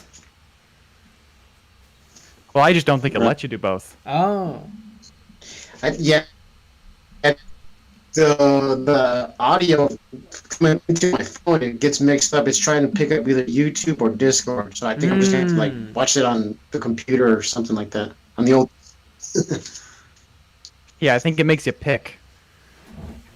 You get one or the other. Yeah, which is annoying. Cool. Yeah, those are my main questions. I appreciate your time, guys, and I really appreciate everything you guys are doing. You guys are like helping out the community so much, inspiring us to keep painting. I really appreciate what you guys are doing. Yeah, thanks for watching. Yeah, thanks for watching. We love doing it. Right on. Thanks for calling in. Yep. Woo. I think this is a particularly ugly orc face I'm painting. Very snarly. As it should be. Mm-hmm. Damn, we're at 11 minutes. We have so many people here. All right. Andy Crimson. Andy who? Is this some new person that we don't know? It is. It's always a new person whenever I'm involved. Yeah. How are y'all doing tonight? Good. Doing great. How are you? I just woke up from a nap. I think I got hit with the stealth Omicron variant a couple of days ago, so damn. I've just been kind of taking it real fucking easy, on all honesty. But a couple of cool things. I finally got my room cleaned to a standard that it should be. You know, I actually busted out the vacuum cleaner. Wow. I know, it's crazy, fancy. Right? But fortunately/unfortunately, something really amazing happened whenever I went to buy some. More metal minis, namely the BattleTech ones from Ironwind Metals, and they basically have nearly every single metal mini for BattleTech that you could think of, and some of them come in just like a plastic baggie, but others have like the official BattleTech like box on them, and it's pretty cool. But they made a mistake. That mistake has since been fixed, but one of their models, which cost $16.50 on its own, was listed on the site as $0. I got 4 of them. Oh my gosh. It let you add to cart and check out? Yes, it did. Awesome. It said $0. Oh, you should have. I mean, it's great that you got 4. You should have added like 16,000 to cart. I was thinking about it, but I didn't want to be like too suspicious with it, Because if I put in like any more than like maybe 5, I thought I would be like, they're probably gonna stop this thing and just tell me no. Whereas if I keep it a low number, they'll be like, you know what, just fuck it, send it out, and it'll be fine. But then I checked like today, because I just got the minis in today. I checked the site, and there's like, nope, it's $16.50. It's always been $16.50. Nice. It's like Monopoly, bank error in your favor, right? But I literally like in order to see if it happened anywhere else on the site, I Control F'd and searched 0.00, and well, they didn't exactly come up with any other searches. Most of the time, it was just like the noise that happens, like the boo or whatever. Whenever it's like, sorry, you can't do this action, or it's not available. And then on some, I actually got some hits, and then I took a look, and it wasn't $0. It was actually $60 because some of those metal minis are like quadrupeds and freaking heavier than hell.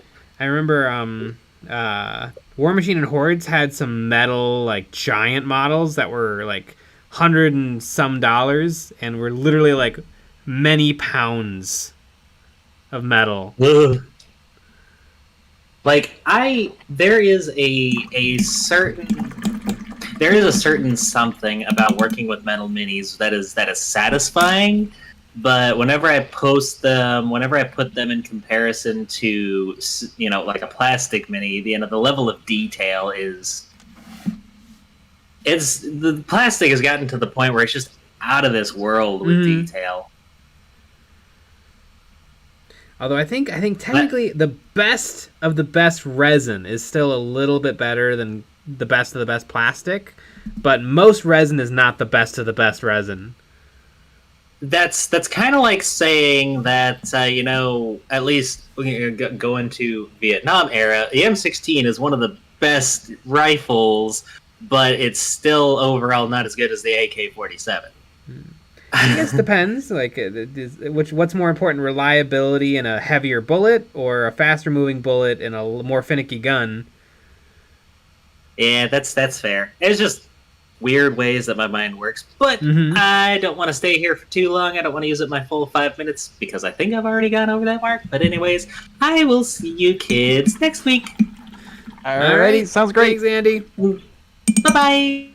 See ya. Always love an Andy call. Mm-hmm. Alrighty. We're gonna go with Battery Man.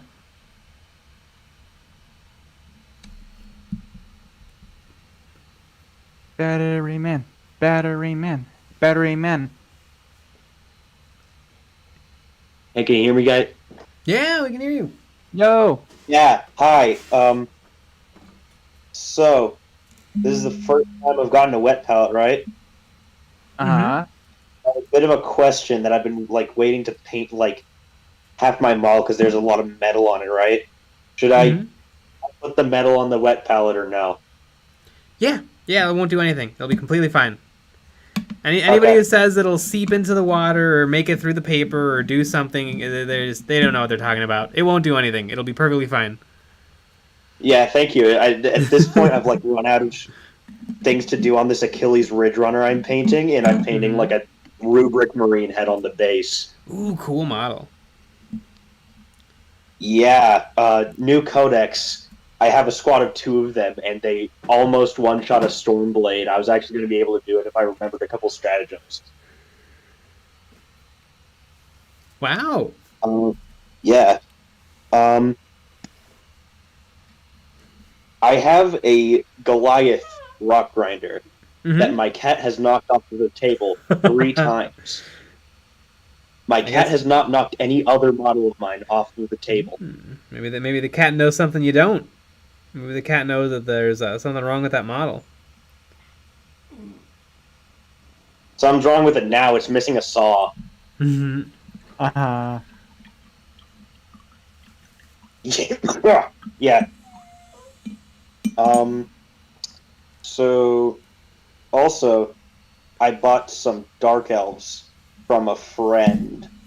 But these are like third-hand Dark Elves. He bought them off of eBay, right? Mm-hmm. They're old enough that they are on square bases. Wow. Warhammer Fantasy Battles. That doesn't necessarily mean that they're so old. I guess, 2014? Yeah, and I actually bought a Dreadlord off of GW, and it came with a square base.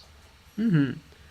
So, anyway, and some of the units I got from him were some Dark Elf cavalry on, like, cold ones, right? Uh-huh. One of them has 1 foot glued to 2 small square bases instead of a cavalry base. And they're not level. They're not even level. It's wrong. I mean, I think technically that is the right size because the cavalry base was... It's actually not, I checked. Is it not? Yeah, it's not. It's disgusting. Huh. It's just there. Back in the day, you did what you gotta do. I suppose so. I also have in my collection this hobby knife, which I had to construct one day because I left my hobby knife at home. Or at least I thought I did. I actually ended up finding it like right after I actually finished assembling the model. But I did have my blade. Is it like a prison shank? Yeah.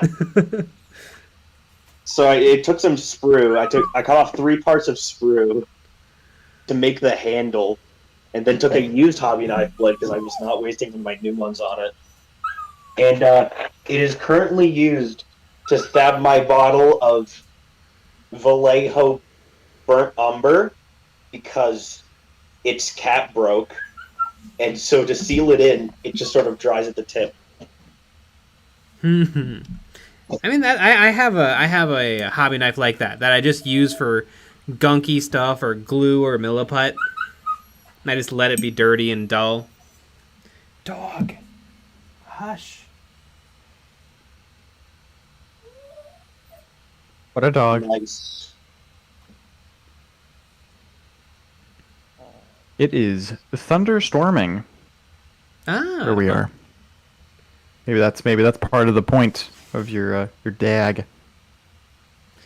Oh, she's just being rude. Yeah.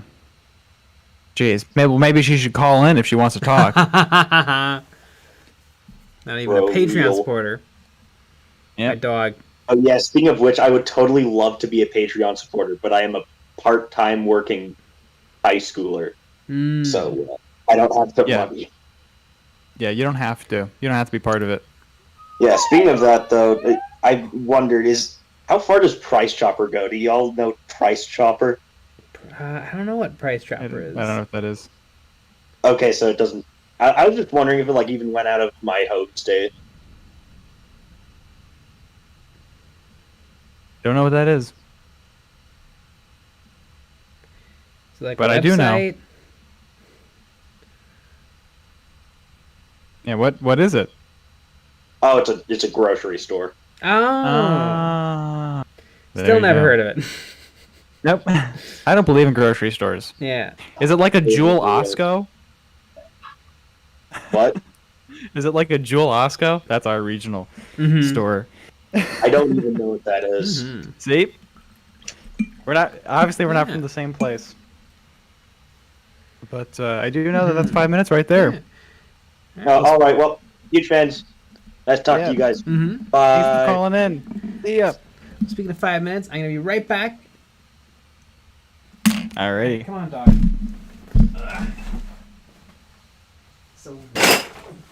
Gonna do some wrangling. Some nice dog wrangling. Well, alright. Now that Jay's gone for a little bit, I want everybody in the chat to say horrible things about him.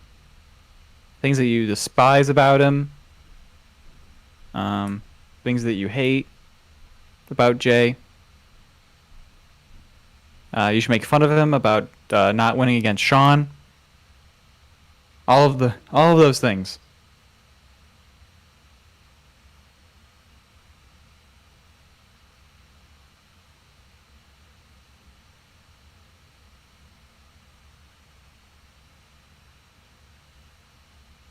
Josh Potter, I heard that Jay smells like cabbage. That's a fact. Little Nibbler 93. Hey, Jay needs a haircut. Correct. BJ 95. I will find Jay and shave his head. Me too. I'll help you. Cthulhu 73. His long hair is long. His hair is long and dirty. Andy Crimson. I hate that Jay has more hair on his head than me. Sleepy Jester. Jay should buy some loaded dice. Yeah. That's honestly, I bet he would still lose. We should do that. We should buy loaded dice. He should play against Sean, and I bet you he would still lose.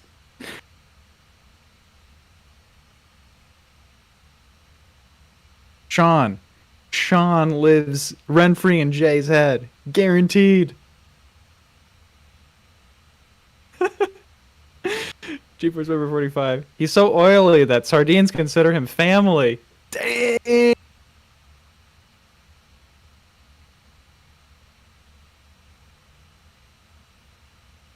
Flipping a dude at 88. I hate how Jay is so nice and positive person. Oh god, it's the worst. Don't be positive. Hate everything. That's what I always say.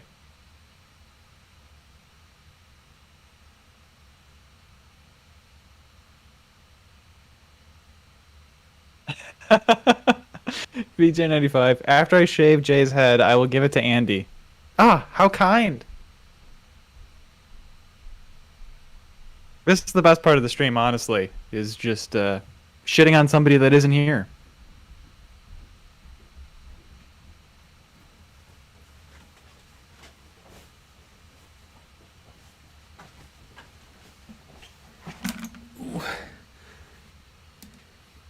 All right, I'm back. You're back. My dog is ridiculous. She wouldn't go outside because it's drizzling, so I had to leash her up and drag her. Yeah. I asked the chat to say horrible things about you while you were gone. Nice. And so this is a particularly good one. Flipping at dude at 88. I dislike how Jay paints well. Me too. and people talked about shaving your head, specifically 95, and then giving your hair to Andy. So that's kind of a fun thing to do. But yeah. Anyways, now that we're back, we are going to go with Hat Hack 1, 2, 3. Hat Hack. Hi. Hi. I have a couple of questions.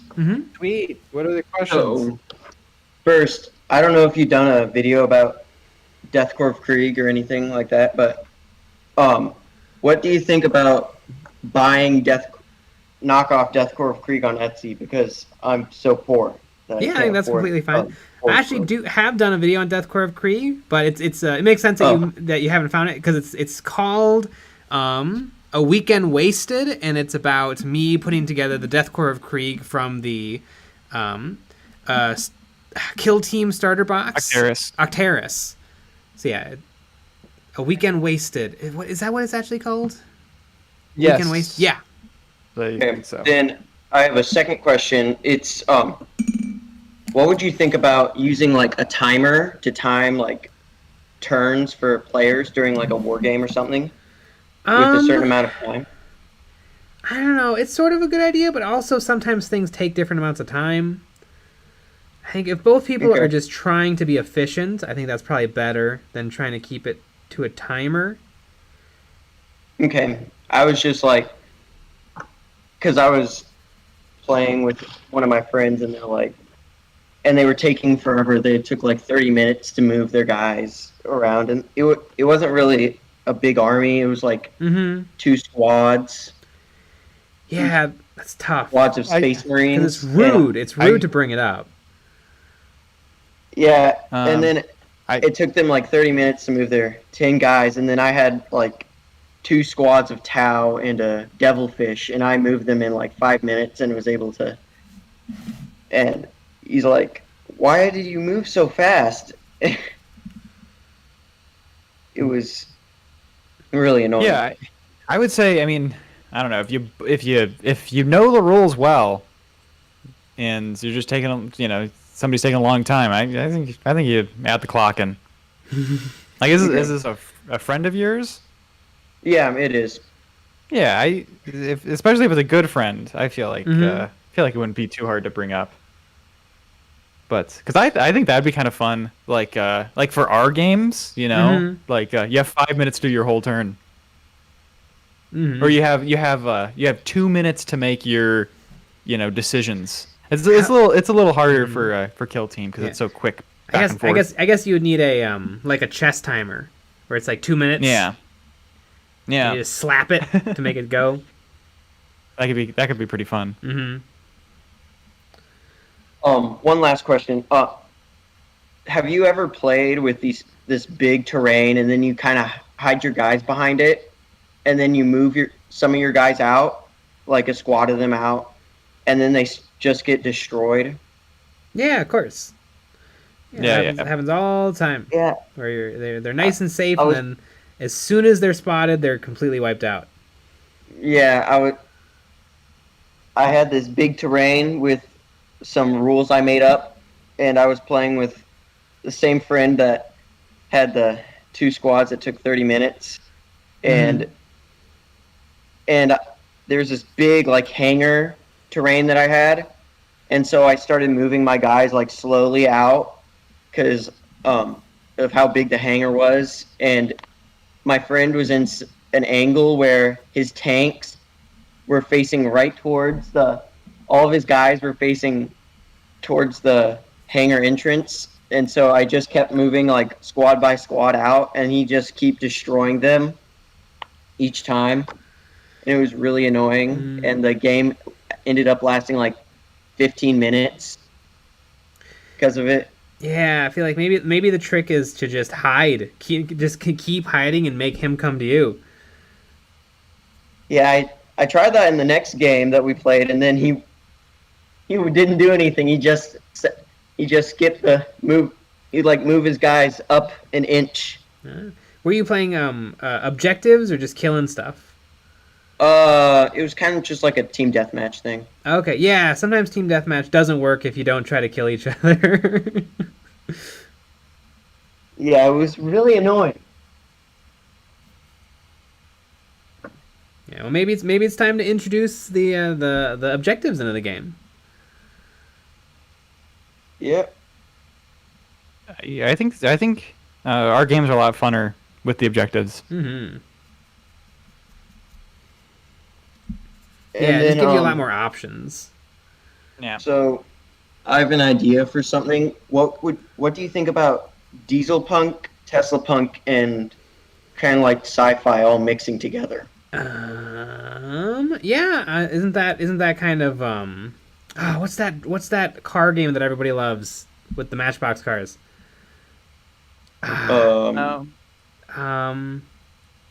Gaslands, right? Gaslands. That Gaslands is kind of Diesel I think Punk. so. Yeah. What were the other punks? Steampunk. Tesla Steampunk is Punk. Malifaux. What was the other punk? Tesla Punk. I don't, what is Tesla Punk? Is that like Elon Musk It's punk? kind of like where there's a bunch of Tesla coils, and it's kind of like Tesla technology where like things are powered by Tesla coils. Like there's giant Yeah. lightning beams that shoot out tanks and stuff like that. It's really cool. I think that's also Malifaux. Okay. And also, what would you think about like a war game mixed with some RPG aspects to the game? I think that's most war games. I mean, 40k has like the list building and the character customization for your leaders. I mean, Malifaux is all about individual characters with story. I mean, like something a little different, like more like D&D, or like you're the general and you have papers that signify your rank and everything, and you can send out a messenger to the other general or the other army with a note saying, God, like, is that what D&D is like? a lot more complicated than that, but or at least that's how me and my friends play. But I yeah, don't know. I mean, I don't know how. I mean, that doesn't sound like war. I guess that's politics, but there's politics games out there. A lot of them are more board game than tabletop game. I mean, lots of war is politics, so. Mm-hmm. Speaking of politics, that's over 5 minutes there. Oh. It's all good. Okay. Well. Thanks for calling in. Mm-hmm. Okay. Bye. See ya.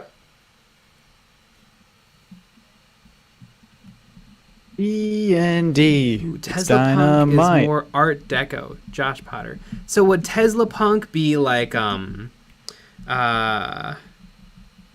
that video game where you're underwater? BioShock? Is BioShock Tesla Punk? That's very Art Deco, Art Nouveau.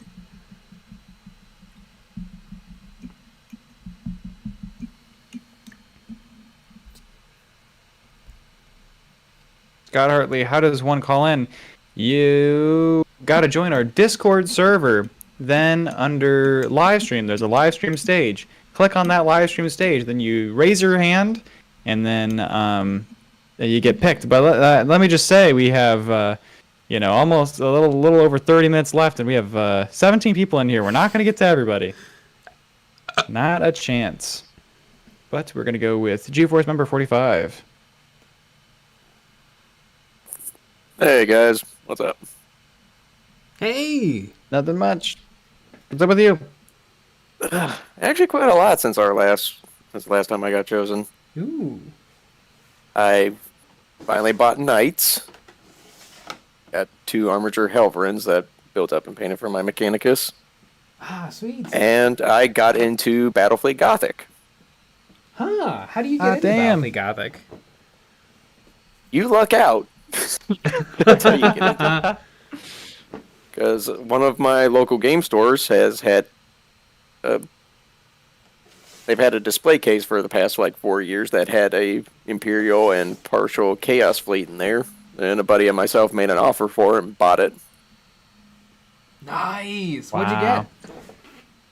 Let's see. So, on my side, or for my buddy's side, he got Blackstone Fortress, one of the Chaos battleships, or Chaos cruisers. Mm-hmm. Or that was his part of it. Mm-hmm. I got on my side a battleship for Imperial crew, 4 of the heavy cruisers, 2 of the light cruisers, and a whole mess of frigates. Very cool. A whole lot of stuff. Yeah. And so I've been doing a whole bunch of eBay deals and Facebook group trying to build meets up. trying to find a whole bunch of other stuff. Yep. Mm-hmm. Just found some other good deals. Got my friend a bunch of orc ships, some more chaos ships from my other friend. So been doing a whole bunch of wheeling and dealing on that front. Have you gotten a chance to look at the rules or figure out how to play? Yes, actually, the rules were actually the easiest thing to find.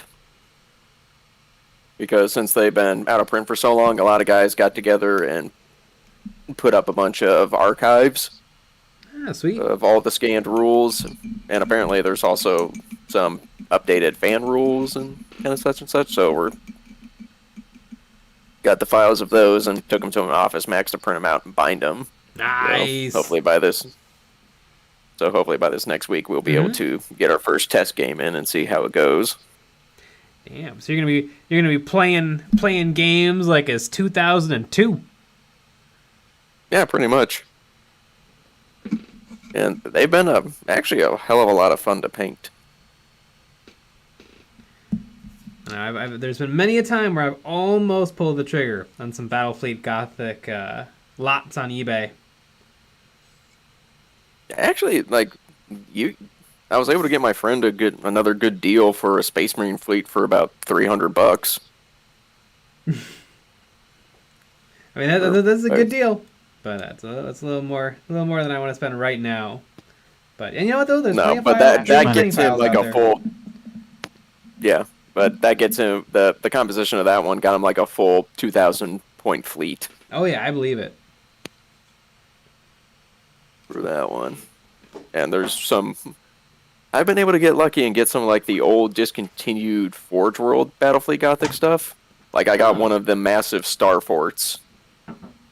Nice. Which is nearly 1,000 points in and of itself. It's like 850 points, and the rules for it are nuts. What I understand on that front. Sweet. Man, I wonder how if they re-released the game Battlefleet Gothic now, but they kept it in the same scale as Adeptus Titanicus and Aeronautica Imperialis. How big would the ships be? I mean, I guess a cruiser would still be like the size of a coffee table. Yeah, it would be friggin' huge. So I think they would keep it to the same scale as they did before. Sweet. I know there was I watched the first episode of the Warhammer TV new Tau show, and there's a really cool moment where they deploy a couple of the big Tau ships. The Mantas. The Mantas. And the big Tau cruiser actually flies sideways to shield the Mantas on their way down to the planet. And it was like a really cool, clever I have little to say, moment. for the Exodite, because I've seen the intro just through YouTube of everyone clipping it, and it's like, yes, give me a series of just void combat. Yeah, I mean, because it always seems in 40k they always just awesome. Well, it's always been one of those things for 40k after they did away with Battlefleet Gothic for the most part. They just don't talk about void combat anymore. Yeah. I mean, there's a lot of good void stuff in the Blood Angels show, Angels of Death. But yeah, overall, there's not enough of it. Usually it's a little bit to get to the real stuff, which is Space Marines just fighting on a planet for 12 chapters. Yeah. Because, I mean, you get Aeronautica AT, and it's just like, yeah, show me the other parts of just more than the ground war. Mm-hmm. Yeah. But I'm pretty sure I'm at my time. Yes, you are. But yeah, the best parts of Angels of Death is probably the spaceship fights. Mm-hmm. That's my favorite part of the whole thing, and the part that's the most thrilling. But yeah, thanks for calling in. Oh, always. And hopefully by next time I will be able to talk about my next big project when I get my tax return here. Woo! Love it. All right, guys. Later. See ya. Oh, taxes. Mm-hmm. So much fun. And so easy. Yeah. Man, they really make it easy for you. Exactly. Alrighty. We're gonna go with Super K. I prefer Special K. Yeah. That's okay though. Hi. Hi. Yo, what's up? 1 second.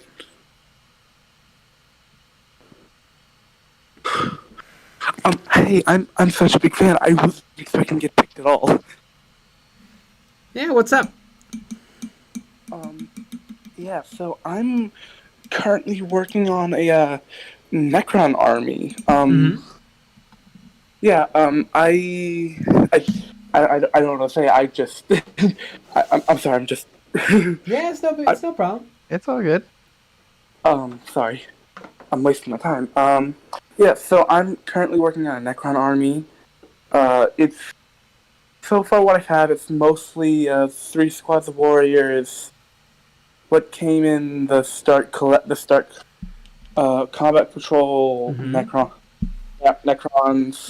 Doomscythe, Immortals, Necron Overlord. Yeah. I got. I also got a Nightbringer, which. Ah, cool. Yeah, because I really like the idea of the Catan. Yeah, I have around. I also have some. I posted in the work in progress one of the Scorpack destroyers so I have some Scorpack destroyers as well that I've been working on, which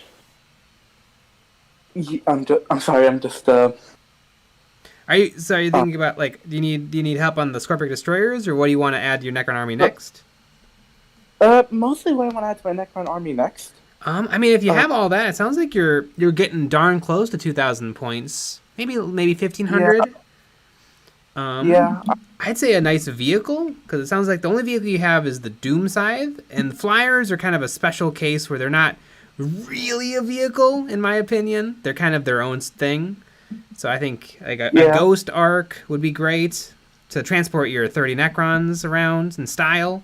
Maybe an Annihilation Barge. Okay. I was thinking like a Ghost Arc or what's that like big like spider vehicle?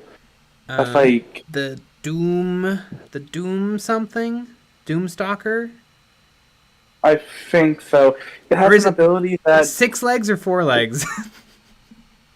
I think 4. 4? Okay, yeah, that's the Doomstalker. Yeah, because I think it looks really cool, and I like I read like it had an ability that you shoot something, and you have anything else shoot at it. You re-roll the ones for that squad, or am I missing? I think that actually might be the Catacomb Command Barge. It's the guys with the fancy heads, the Praetorian Guards. I own 2 of them. Why can't I think of it? Yeah, I know exactly what rule you're talking about. The where it gives +1s to hit for your army after it shoots at the thing, and I think you actually get the benefits whether you deal damage or not. So it is a good pick. Yeah. Yeah. Also, I've recently got an airbrush. Unfortunately, I have because I'm working my Necrons, which is like a dark copper color scheme with silver. When I bought my airbrush, none of the colors I had were those colors, so I'm just like, I have this fancy toy and I can't use it. Well, you can turn any paint into an airbrush paint if you just mix it with some water or some medium. Yeah. But I'm not confident in my abilities. You never know unless you don't try. No one's confident with their airbrush when they first get it. Very true. Yeah, I just don't want to break it. You can't really break it. You can damage the needle and nozzle. You really can't damage the needle, like unless you drop it and bend the needle.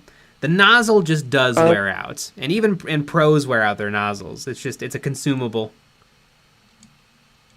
Okay. Yeah. Yeah. I've also. Ooh, somebody in the chat got it. Triarch Stalker. The Triarch Stalker gives +1. No, the Triarch Stalker has 6 legs. I don't know. Yeah, that's kind of what I've been up to. I also have a work in progress orc army that is going to have a lot of grots because I love them. They are Everybody best. loves grots. Everyone loves grots. They're the best thing. It's universal. Loves grots. Yeah, I like for the longest time, for it was like a month, I tried to research a way to make an army that you can only use grots. So I figured, okay, Makari, grot tanks, killicans, and the mega grot tank, which would put me in a poorhouse, but I bet Sean hates grots. Yeah, probably. Sean probably hates grots. We'll have to ask him that tomorrow. Mm-hmm. Yeah, this has made my day. Great. That's awesome, and that's 5 minutes right there. Thanks for calling in. Okay, thank you so much. Have a nice day. Yeah, you too.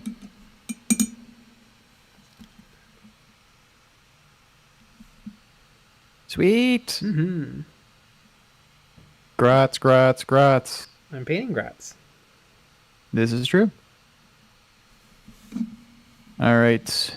We are going to go with... I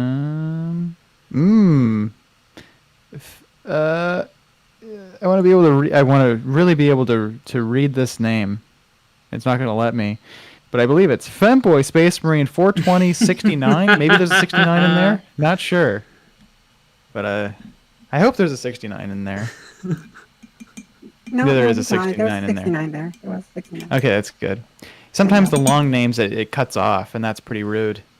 Yeah, that is very rude, but you know, I appreciate the effort you put into doing this. No problem. Yeah, no. So, you know, it's nice to, be part of the stream. It's nice to be here. How are you two doing? Oh, we're doing great. I'll speak for Jay, yeah, and I'll say that we're both doing great. Mm-hmm. Nice. That's great, and it's nice that you guys are giving such a wonderful tips, but I don't think I'm hearing enough lore talk tonight from today's chat. So I was thinking it's all right with you guys if I could share my favorite pieces of lore. Mm-hmm. Yeah, Warhammer love it. So I was skimming through this book, and there was this scene that just really got me all riled up, and it goes like this part where it says there's a space marine who is in chains, and here, let me just read it. It goes, he raised his head as a door opened again. Though it took several attempts to speak, the weakly sip of water, he sneered in Gothic. The voice that answered was Nostaram. I see that they still keep you here, at least like a prized. Oh, I don't know if I can say this word, but it's a naughty word. And this guy apparently growled, and I guarded the prize. And it was just really good. And it's I like this part of 40k where there's just this. Hey, who the hell are you? And how did you get in my house? Why are you on my computer? Wait, what are you doing? Is that my Discord? Yes, is that you at the battle? What the hell are you doing on my Discord? Hey, don't shut the Okay, I'm bored of this. Sorry. Can you guys still hear me? Hello? Hello? Oh my! Oh, hi. No, we hear you. Wow. Okay. Anyway. Loud and clear.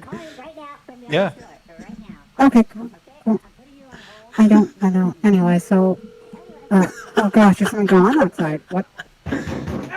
Oh God. Wow. Okay. Well. Yeah. Sounds like That's Femboy complete. Space Marine is working on some stuff. Yep, that's pretty good. God. Yeah. God, I was wondering what the payoff was going to be. I mean, that worked. Yep. That was a little special treat for everyone. Yeah, it was. It really was. Oh boy.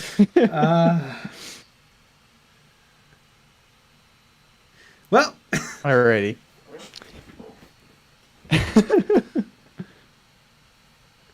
We're gonna go with Deadly Queen has a, and I don't know, it's cut off, but that's who you are.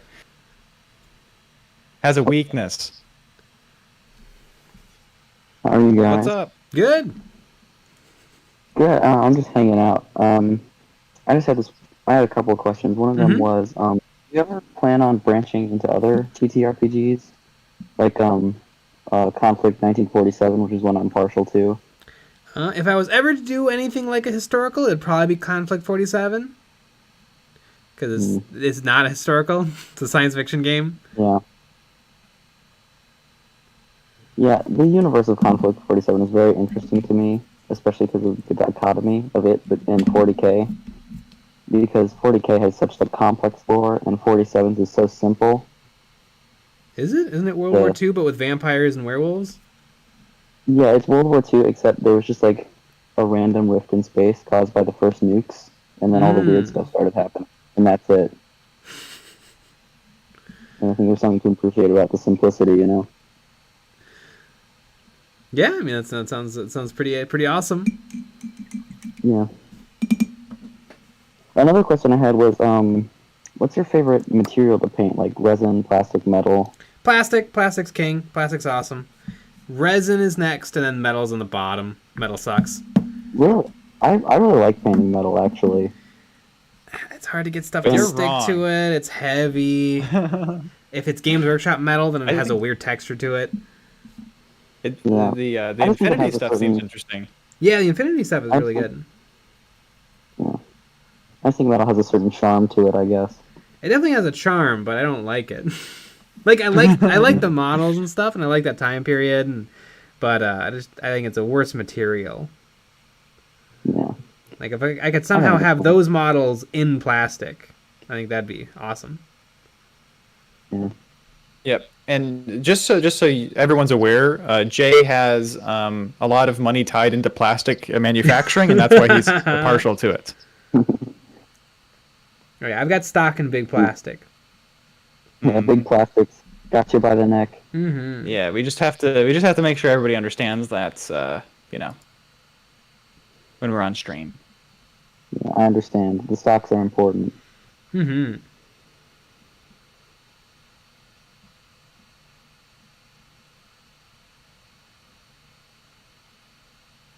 Yep. Well, what have you been working on?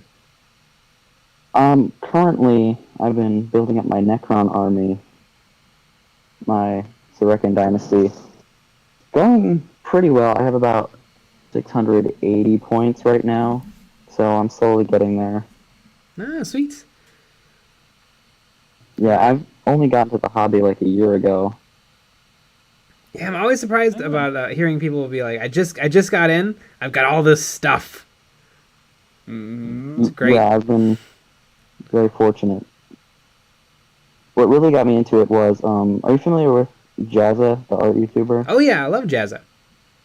Yeah, the mini box he released, I bought that when it first came out, and that's what really got me into all the mini painting. That's so cool.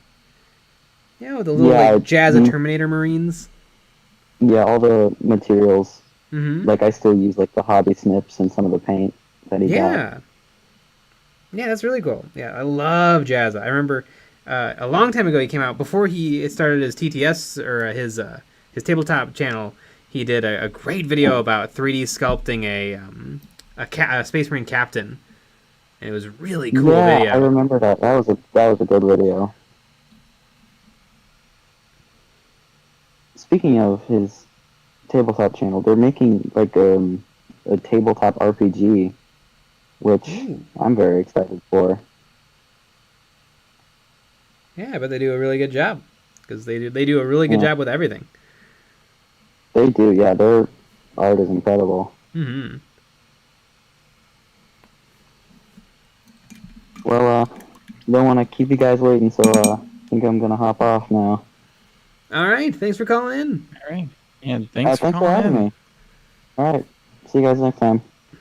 See ya. Bye.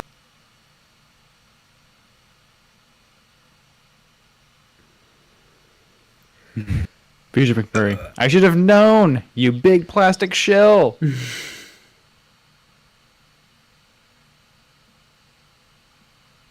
All right, we're gonna go with Ninja Wolf, not NJAF, whatever something.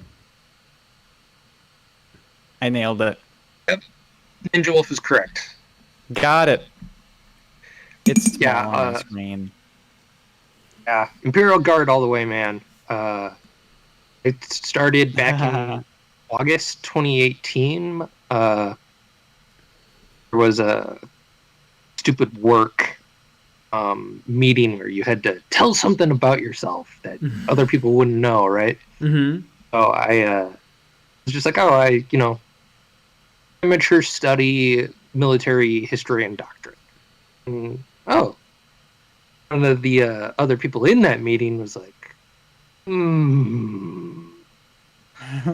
So he talked to me later, like, and he got me in. And apparently this is very much the exception, but I played a test game, and the game was what got me to buy in the rules, as opposed to the lore or, that looks cool sort of thing. Like, no. Mm-hmm. The game being a good game to play, which was mid-8th edition at this point, is what made me like it. Yeah, I mean, 8th edition is great. It's the backbone of 9th. So, yes. So, something that I really want to see for, it would probably end up being 10th edition, is, I'll call it a more modularity of the rules, in that, so, for example, if I go to a tournament, all of the rules are available to everyone just by saying it's a 40k 2,000 point tournament. Mm-hmm. All of the stratagems, all of the regiments of renown, any codex supplement or white dwarf rules, they're in play. Mm-hmm. What I would like to see is, okay, this is a Warhammer 40k 2,000 point, and then there's like a keyword where it's like, we're using this way to build your army. So it's like, okay, this is Battleforged as opposed to like Open or Crusade.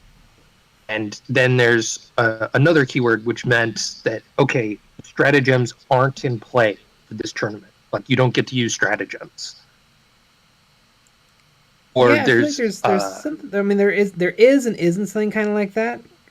I know there's a channel called Arbiter Ian who wrote Filthy Casual Play, which is kind of a simpler version of 40k 9th edition. Right, but it isn't, I'll call it official, in that is effectively house rules. Mm-hmm. And it isn't codified in the rules, and there's a whole lot of, okay, because we're changing this, we have to change this other thing, as opposed to it being built from the ground up to support that. I think the trouble with having modular rules is finding somebody to play the modular rules the way you want to play them. Like, if one person does want to play with stratagems, but another person doesn't want to play with stratagems, they'd have to decide to agree before they start playing. Right. You'd probably have to know that from the outset of list creation. At the same time, there are a lot of, I'll call it casuals, or even just like a starter game where you're not using codexes, like you're using nothing but the data sheets. Because there's just too much to begin with, you need to gradually learn that. And if that was just codified in the rules that, oh, we're playing open, limited, 500 point meeting engagement, just random keywords to throw out there. And that would be, wouldn't be any way to, there would be a way people could say, okay, this is the kind of the correct way to balance a starter game for someone who's new, just getting into the hobby. Mm-hmm. I mean, there is match play with power level, which is a little bit simpler than proper big points 40k, and that's an official and system. That would be kind of in this same vein. But the other part of that is that I would like alternate ways of list creation. So currently we have the detachments system. Mm-hmm. Whereas I would also like, if you've seen Flames of War or Team Yankee, I would love something like that, where you get a very specific, limited, tells you what can be in it. So an example would be, instead of saying, here's a spearhead detachment where you need so many HQs and so many heavy support, it would be like, no, you have to have one Leman Russ tank commander, and then you can have 3 to 5 other Leman Russ tanks. That sounds like a lot like Kill Team. Right, almost like Kill Team, where that choice is kind of more restricted. It would be, obviously the balancing of that would be difficult. But I would do it almost like with power level. You would have to do it where, like, okay, this, what was that? Did that hurt? Sorry about that.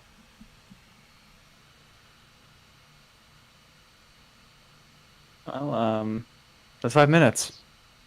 A good one. Yeah, you too. Yeah, you as well. Yeah, I would definitely love a simplified version of 40k to play.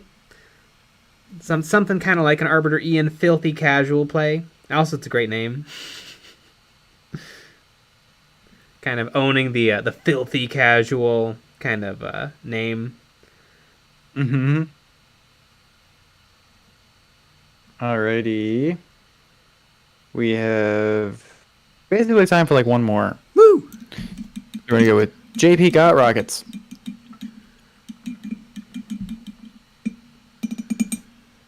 Hello, lads. I'm doing awesome tonight. Hi. Woo! Mm-hmm. I had to make a right turn there, so I didn't say there the you other did. thing. So. Well, I have a question for you. What's your Okay. inspiration? What's my inspiration? My inspiration is like, man, like everything. I tell you, one of my inspirations, honestly, for painting figures is my friends, right? So, like a couple years ago, we went to the Ren Fair, right? And so, girls all dressed up in Ren Fair stuff and did their own little characters, right? So you had one that was sort of like a not Elsa kind of winter princess. The other gal was like fall colors, all sorts of fall leaves in her hair and on her dress and stuff. So I painted up some figures to represent them. They were different. They weren't the same exact, but I used the colors, I used the feel, I based things with, accordingly to that sort of thing. So that's one of my inspirations is my friends, things I know about my friends, like maybe a favorite color or maybe something they're into, or their personality even, like really hate the color red, so you paint all their models red. Yeah, well, no, I mean, but actually I got a buddy, he's a guitar player, all of his guitars are red, so I'm gonna paint a bard with a red lute.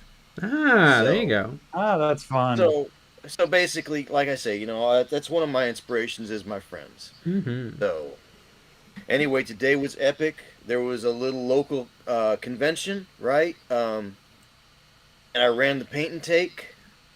I had like between mid 50s, low 60s attendance to my paint and take. Wow, that's really good. It was awesome. Yeah.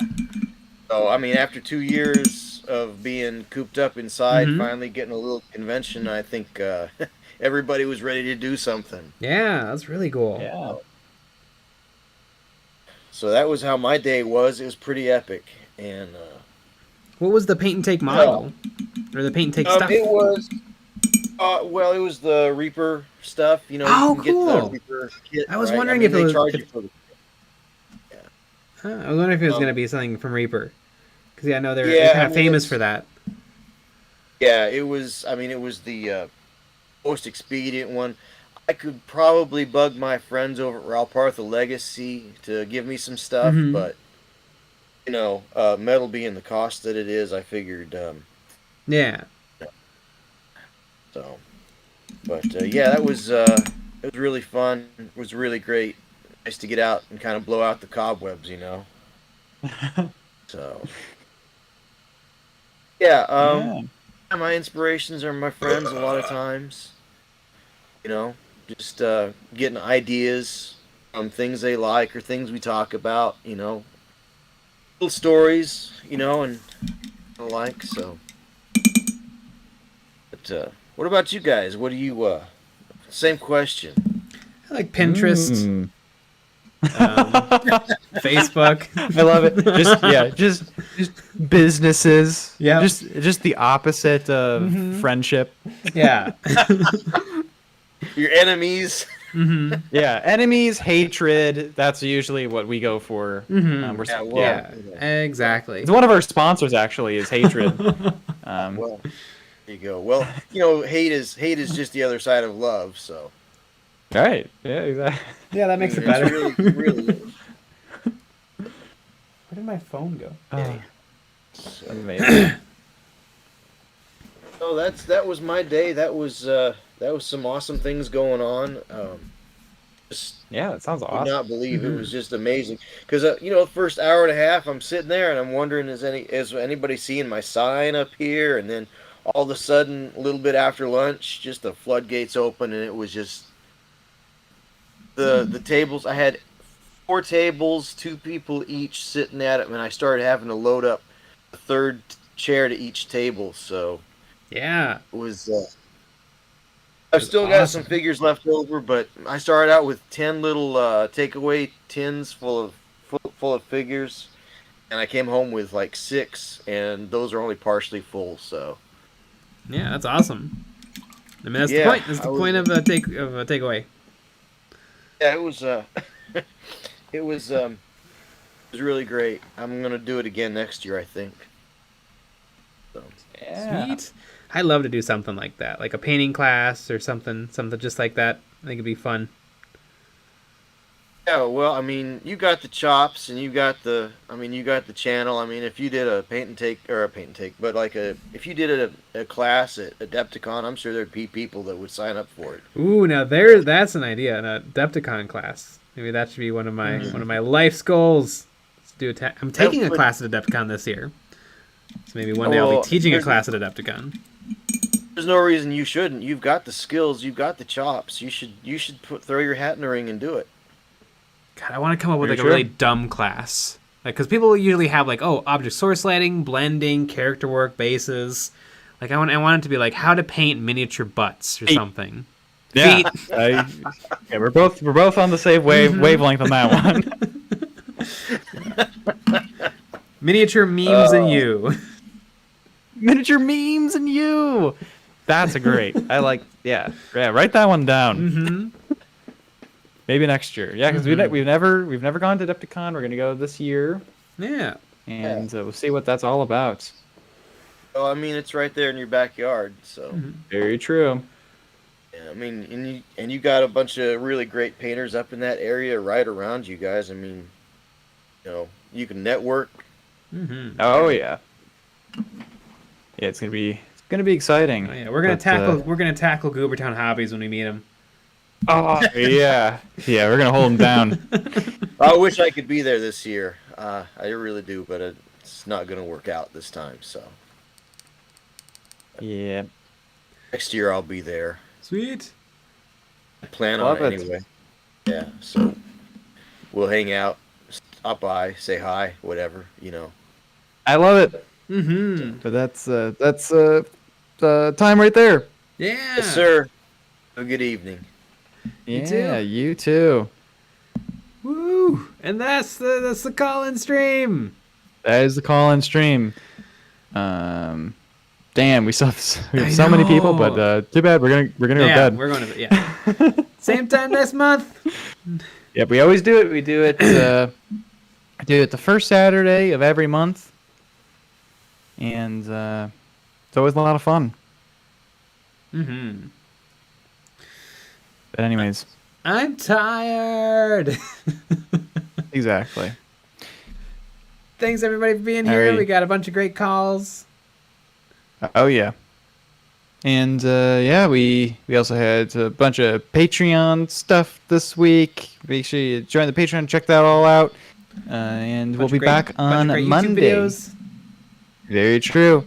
We'll be back on Monday with another live stream and more videos. Yeah. So join us for that. All right, everybody. Good night. All right, and good night, YouTube, as well.